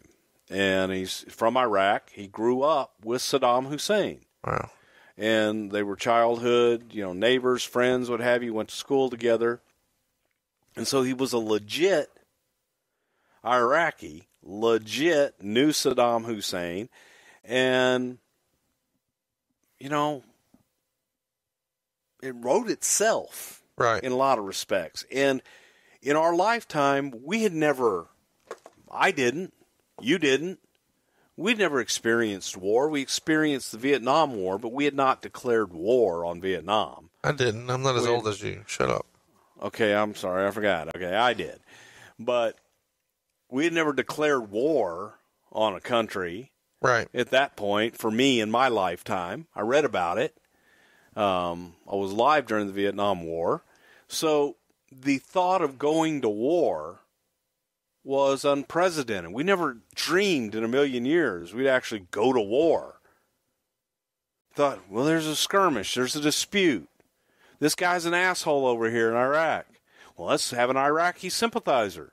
It's a heel. It's what we've done for years. Well, and we went with it, and it was getting over. People were booing the shit out of him, and it was building. And we had a red hot, honest to God, red hot, white hot heel in Sergeant Slaughter and Adnan.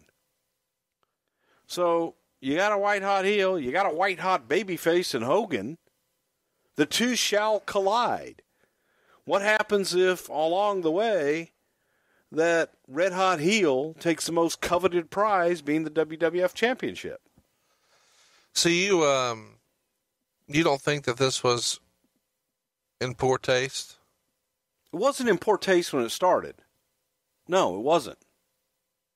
Not at all. Even though not here in, go ahead.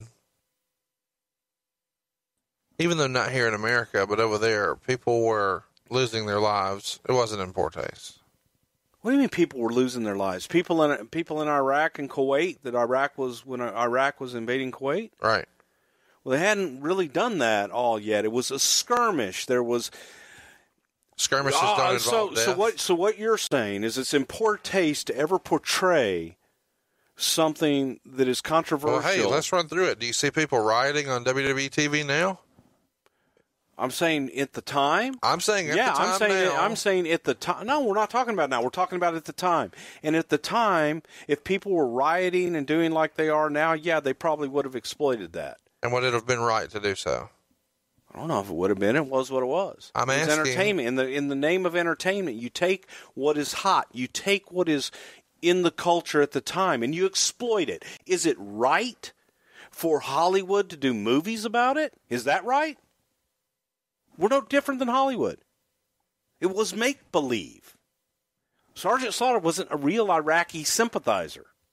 So is it in poor taste for Hollywood to go out and do a movie about a real-life sniper who was killing people in the Gulf War? Is that right?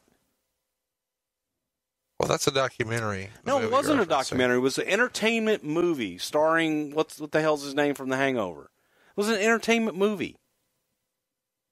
I understand. That's all it was. Yeah. It was for entertainment purposes. This was for entertainment purposes. So if what you're saying that's in poor taste, then Hollywood's in poor taste. Television is in poor taste. Entertainment is in poor taste. We were simply mirroring society and what was going on at the time and exploiting that no different than what other people did. Was American Sniper aimed at children, and did they sell dolls? Yeah, as a matter of fact, it's aimed towards people. And yes, it's entertainment. And if it's in poor taste to do entertainment based on real life things, then it was in poor taste. But when you're in the moment and you do what you've always done, and you can look back 20 years ago, go, well, that was really in poor taste because people were getting killed. People are getting killed every day. Here's what I don't understand. Why are you defending this so hard when Bob Costas? Because am I allowed to speak? I don't care about Bob Costas. I'm defending it hard. USO. Roseanne Barr is a standard bearer now for good taste. No, I'm just saying people are backing out here, and America was turned off a little bit because. But you're talking about things, and again, we're not even there yet. You're talking about things that took place after the United States of America declared war on Iraq. Yeah, you guys so still you're had jumping the fucking way ahead. pay-per-view. Yeah, we did. Yeah. They still had a Super Bowl. They didn't have fake Iraqis in the Super Bowl. Where the fuck are you going with this? Well, I'm going with I don't understand why nobody. So we should have canceled the event. Let me ask you this. Well, hang on. I'm asking you a question.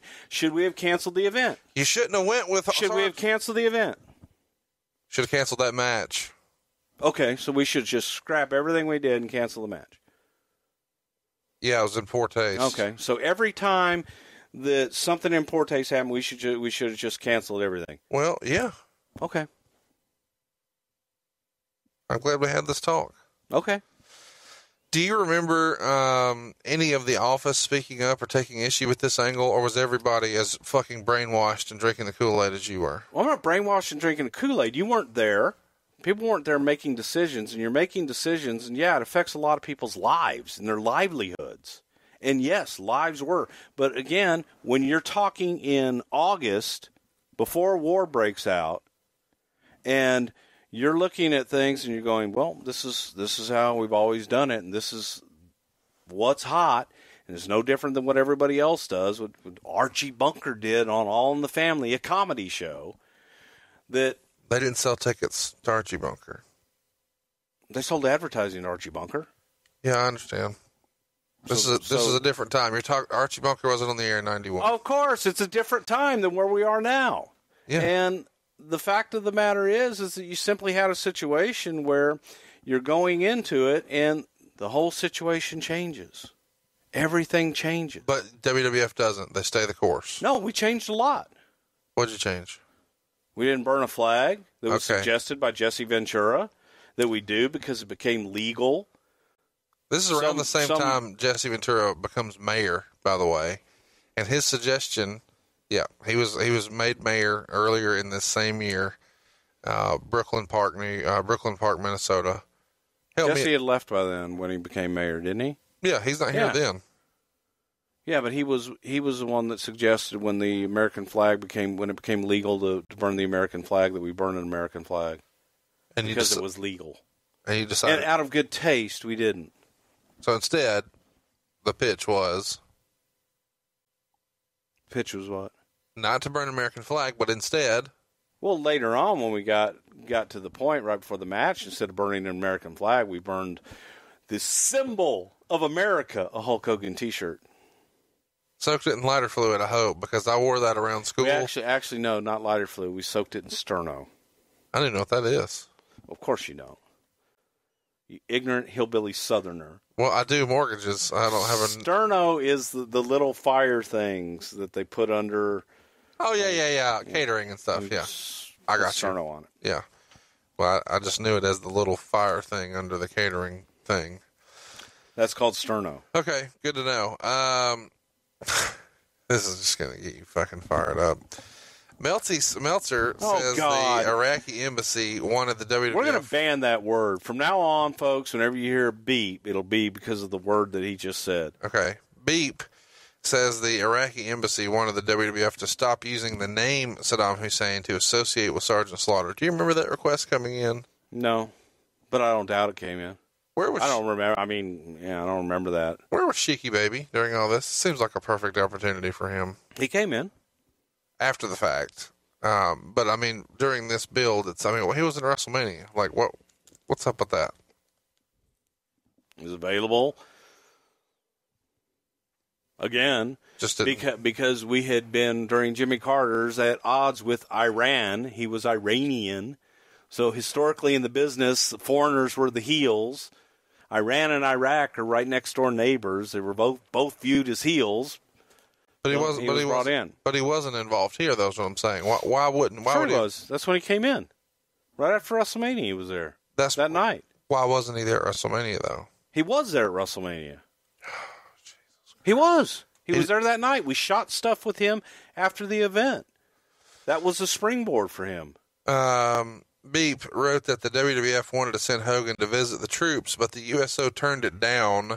And then a week later, the WWF responded to a newspaper report, The National, and said the USO wanted Hogan, but the Defense Department nixed the trip, and Meltzer admitted he got it wrong. What really happened? Around this time, WrestleMania. You're getting into now the whole situation, why we changed from the Coliseum to the arena. And the USO did want Hogan, and they did want us to come and do it. There was a lot. After Royal Rumble, the night of the Royal Rumble, I believe it was January 19th, 91, is when we declared war. That night, during the Rumble itself, George Bush gets in during the Rumble and declares war on Iraq. Right about the time Sergeant Slaughter is winning the WWF Championship.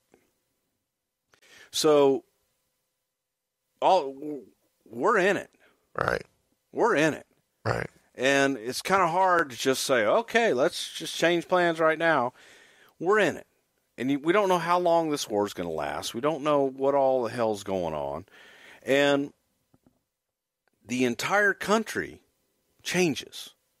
They're talking about canceling the Super Bowl. They're talking about just how in the hell are we going to have any public assemblies? We were getting, contrary to popular beliefs, as I got all over my Twitter about, you didn't really have bomb threats. Yeah, we did. We had bomb threats pretty much every night where Sergeant Slaughter appeared for live events. We had bomb threats in the buildings. Sergeant Slaughter had to travel with a bodyguard. He wore a bulletproof vest to the ring every night. That's how serious, that's how real it was. People were coming to Sergeant Slaughter's house and threatening his family. That's real life. That's what we did. And Sarge was so committed to, again, the character and the entertainment, he continued to play that role and play that character. And we're in it. We're there. But when we're getting closer to it, we're looking at a stadium with 100,000 seats, wondering how the hell are we going to fill it? But then there was a bigger question. How the hell do you secure it? Right. It wasn't a dome stadium. Right. If you've ever been to the LA Coliseum, you know that it's pretty much just open, and there's, ticket counters and entrances into the thing that are right next to the stadium. So there's no cage and gate or anything around it to really secure it, like there are with stadiums and that you have now. There was no way to secure the thing. We request with the FBI, Secret Service, the United States government saying, okay, we've got this event, and they're talking about canceling the Super Bowl because we're at war, and they're afraid of retaliation in a big event with a lot of Americans in one place. They're saying, well, we can't secure it. So they go ahead, they make the decision, they're going to do the Super Bowl at a cost of millions upon millions of dollars. They come back to us and they say, well, in order to secure that area, this is what it would cost. And they wanted us to pick up that tab. How much was it? It was a lot. It was like, millions of millions. Because you had to build a perimeter. You'd have to build a fenced perimeter around the thing that didn't exist. In addition, you would have to do screening stations, metal detectors and everything else. Plus, you got an open air above you. So you've got to secure the skies above the stadium. And it just was completely cost prohibitive. So to all those who say, oh, that's not the real reason you didn't draw. No, we had to make a decision, a real-life decision. Would it have drawn? Probably not. Probably wouldn't have sold it out or even come remotely close. But we had to make a decision where we had sold more tickets than could fit in the arena. Oh. Okay, and we had to make that decision to go there because the event had to be in L.A. Probably didn't have to be. We could have changed all that, too. Changed all our advertising and gone somewhere else. We could have, should have, could have, would have, all that crap. But we didn't. And we moved into an arena that's 12,000 seats, and we had a lot more tickets than that sold already. 16,158 is the attendance that I see. Okay. Just saying. So, look, a couple things. I'm a business nerd. When you have to change venues like this because of the extenuating circumstances, I assume you guys had already put down a substantial deposit, or there was substantial money already outlaid to the Coliseum. Do you get any of that back? Or do they understand, hey, it's a war? Coliseum wanted us. So you didn't pay for that? I don't think so, no. Okay. But it does cause a logistical nightmare because you had seating set up and numbered based on what the Coliseum would be. Yeah.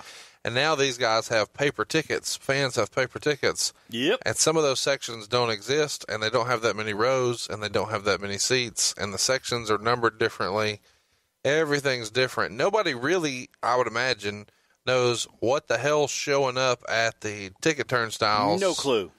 And what are you telling ticket takers? Just, hey, if it looks legit, just fucking take it. They had a plan. I mean, they had a plan, and there was an exchange plan, I believe, in place. But, going into it, we didn't know. Right. And I want to say we had some place close where we had closed circuit stuff going on if we just couldn't fit people in. But it was a nightmare on every avenue. And sometimes you just got to suck it up and go for it. We sucked it up and went for it. And everybody can sit back on Monday morning and criticize us, but nobody else was there to make those decisions at that time. And it's real easy to sit back now and say, well, you should have canceled the show. You should have done this. You should have done that. That would have cost probably more money than anything else. Sometimes the show must go on. And give me an idea of. You guys announced this, I think, in February that you're going to be changing venues. You go from 105,000 seats to 16,000, and you'd already sold thousands of seats. You know, there's a debate over whether or not you'd sold more than 16,000, whatever. What number do you think was realistic had you not moved it? Let's assume that there wasn't a security threat. That's impossible. Okay. I don't know. Okay, well, just guess. I don't know. If you had sold, all right, Only 100,000. Not 105. Okay. Or actually, it was scaled to 107,000. But you're 6 weeks out from the pay-per-view. You've been selling tickets for a while. You're 6 weeks out from the pay-per-view. You've sold 20,000. Let's just call it 20. It holds 105. What do you think was realistic? We just talked last week about the walk-up on Eddie's show. If we didn't go to war? However you want to answer is fine. If we didn't go to war, we probably would have done 40 or 50,000.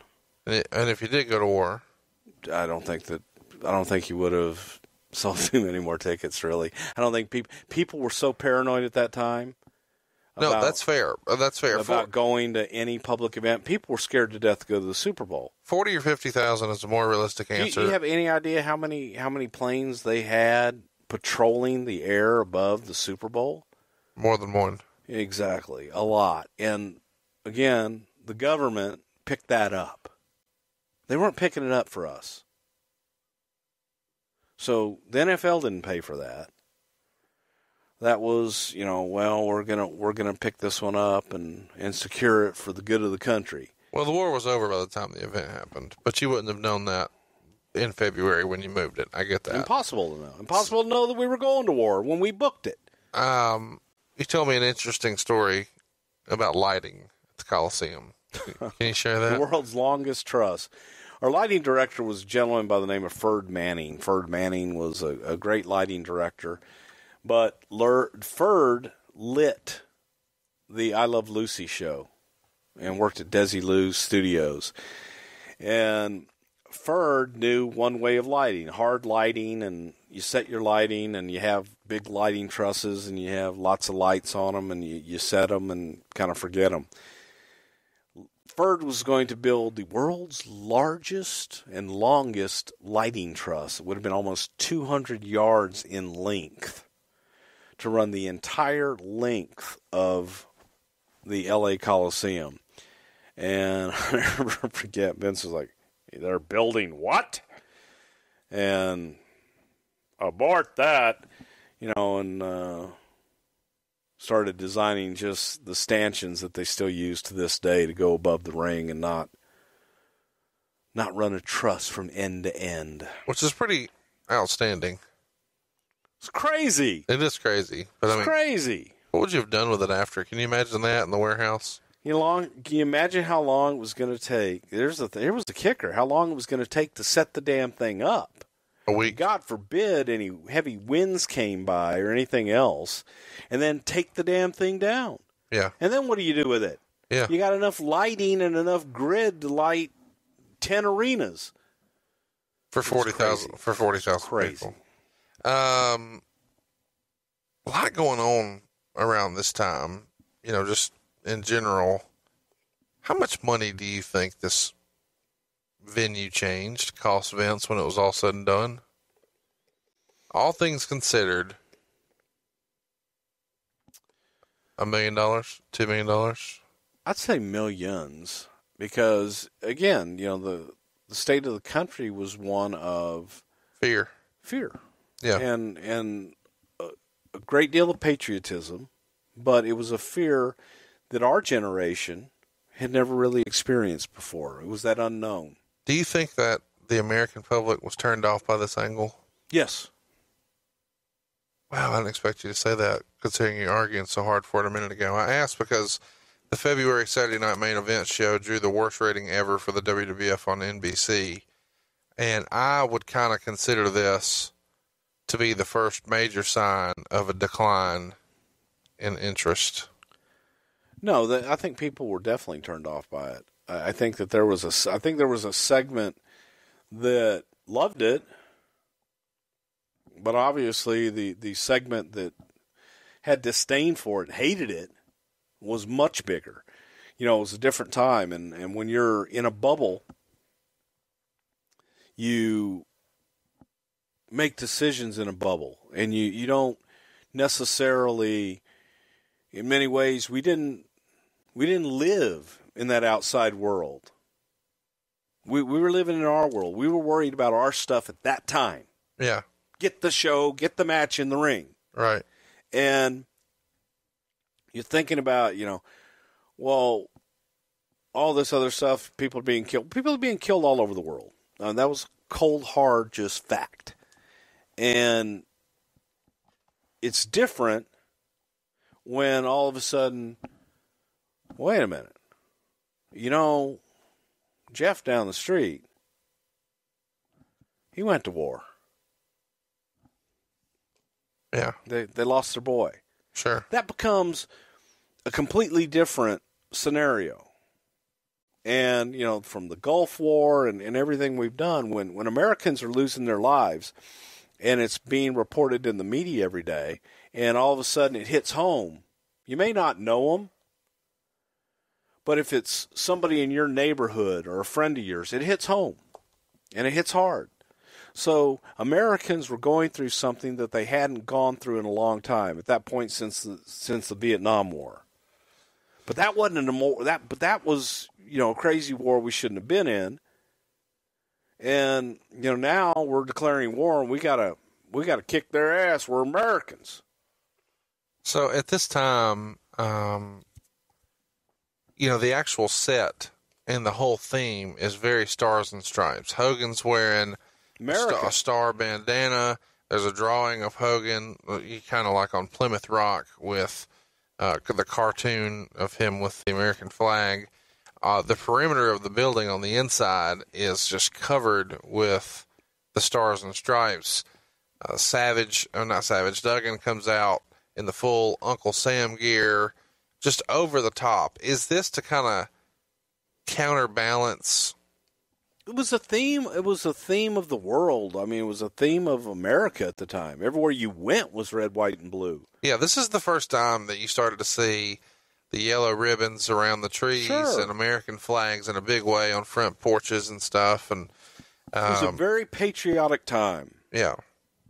The war was actually over, though, by the time the pay-per-view happened. Does this seem like twice as bad of an idea now? I mean, not only now is it maybe in poor taste and maybe you've turned people off, but it doesn't even seem as timely to have an Iraqi sympathizer. No, timely's not, no, because I think that still people hated Iraq and hated Hussein and hated, any American turncoat. So to that, in the old way of thinking and being in that bubble, it's still okay. It's been reported that this is the second lowest buy rate for a WrestleMania. That wouldn't surprise me. And one of the things that maybe was attributed to it, besides the angle and just America, but the price actually went up for this one. For 6 and 7, I believe, were the first times that it was $29.95 instead of $24.95. Does that ring a bell? Yeah. Do you think that extra $5 made a difference, or was it just people just weren't into it? I think it made a difference. You go for the first, in its infancy, it was one price. Price hikes always make a difference. Right. While you may make the same money, if not more, you have less buys, you may still make more money. So that's how it's justified. Hear this out before you shit all over it. You and I are going to fight tonight. Gorilla Monsoon, does say, and they drive it home a few times, that this is, the biggest pay-per-view in the history of pay-per-view. Hang on. I know. Hang on. Is that Vince trying to get that out there because he feels like the perception maybe that this is going to be a down show and he wants to kind of puff his chest out? This is coming when Mike Tyson is a big box office attraction. There have been really low ratings for their NBC special. They are taking a little bit of a hit PR-wise because of the angle. Does he want to it was for PR. And it was for PR to go out and send it out to the troops and to send it overseas for free and provide it to the Armed Forces Network for free. It's kind of like a make good of sorts. Like, hey, Well, it's not a make, but we've always supported that. They always supported the troops and did all that stuff. But here was a time when they're in a foreign land, a lot of them still. Sure. That let's do something for them. And they wanted it. So, okay, let's go ahead and send it over there to them. And it was something. It was entertainment. And give them something to cheer about. There's no thought that this is going to counteract some ill will? That this is just a nice gesture to kind of counterbalance that? I don't think that it was ever a case of, I don't think anything that the WWE has ever done with the military was, well, let's do some goodwill here. I truly believe, I know that everything I'd ever done with the military, I know everything Vince has done, John Layfield and those guys that they've done for the military isn't because, hey, this would be great PR. It's, hey, let's give back to the guys that are risking their lives for our freedoms and for everything here, and feel very strongly about that. Going back, though, to the original way I tried to talk about it was in regards to trying to not look like, hey, the company has slid, the company's fell off. You know, Vince is famous back in the day. You know, the rumors and innuendo would have you to believe. You know, he flies guys up to interview them first class. He picks them up as a limo. He puts them in the finest hotel. He has them big-time show tickets. He rolls out the red carpet of sorts to give the perception that this is the big time. Well, if all of a sudden people are hearing ratings are down, buy rates are down, blah, blah, blah, maybe there's a little bit of, has he taken some shots here? Is Gorilla pushing this is the biggest in history to let people know, hey, we're still a major player? Because 1990 I'm sure that's a big part of it, sure. Yeah, okay. That's this is something that nobody talks about. But when you really look at what's going on around it, I can't help but wonder, are people taking their eye off the prize a little bit? Is that one of the reasons that business is dipping? You know, soon after this Suburban Commando comes out, so Hogan's out making movies. Vince, the month before, had started the WBF. It seems like, you know, wrestling is not nearly the focus that maybe it once was, whether we want to admit that or not. Hogan's making movies. Vince is playing bodybuilder promoter. It seems like there's a little bit too much diversification, and maybe one of the reasons business dips, and maybe the reason they stay the course with this angle as long as they do, and whatever, is because people are doing other things. Is that a fair assessment? Yeah, I think that's fair. What was the office's take when in the middle of all of this seeming catastrophe, we've got to move from this major Coliseum, now we're going to a little arena, and oh, by the way, Vince is really excited about his new bodybuilding company. I don't think people were happy about it in any shape of the... Yeah, people weren't really happy about it, no. And if business is down, I imagine the paydays to the boys are down, and he's paying the bodybuilders guaranteed money, and the wrestlers aren't getting it. Is that fair? That didn't come, I think, until like right towards the end of that, when all that got out, yeah. But you were in the office, you probably knew. Oh, yeah. And it was bitter. There was definitely lines drawn. Would you have had your ass on your shoulders about it, or would you have just kissed ass business as usual? Well, it was for where I was at the TV studio. I was having to do stuff with the WBF, so for me it was business as usual and more stuff to do. Did you think it was the shits? Yeah, I did. Okay. I mean, it would have had to have improved a lot to just be the shits, but it was horrible. It was horrible.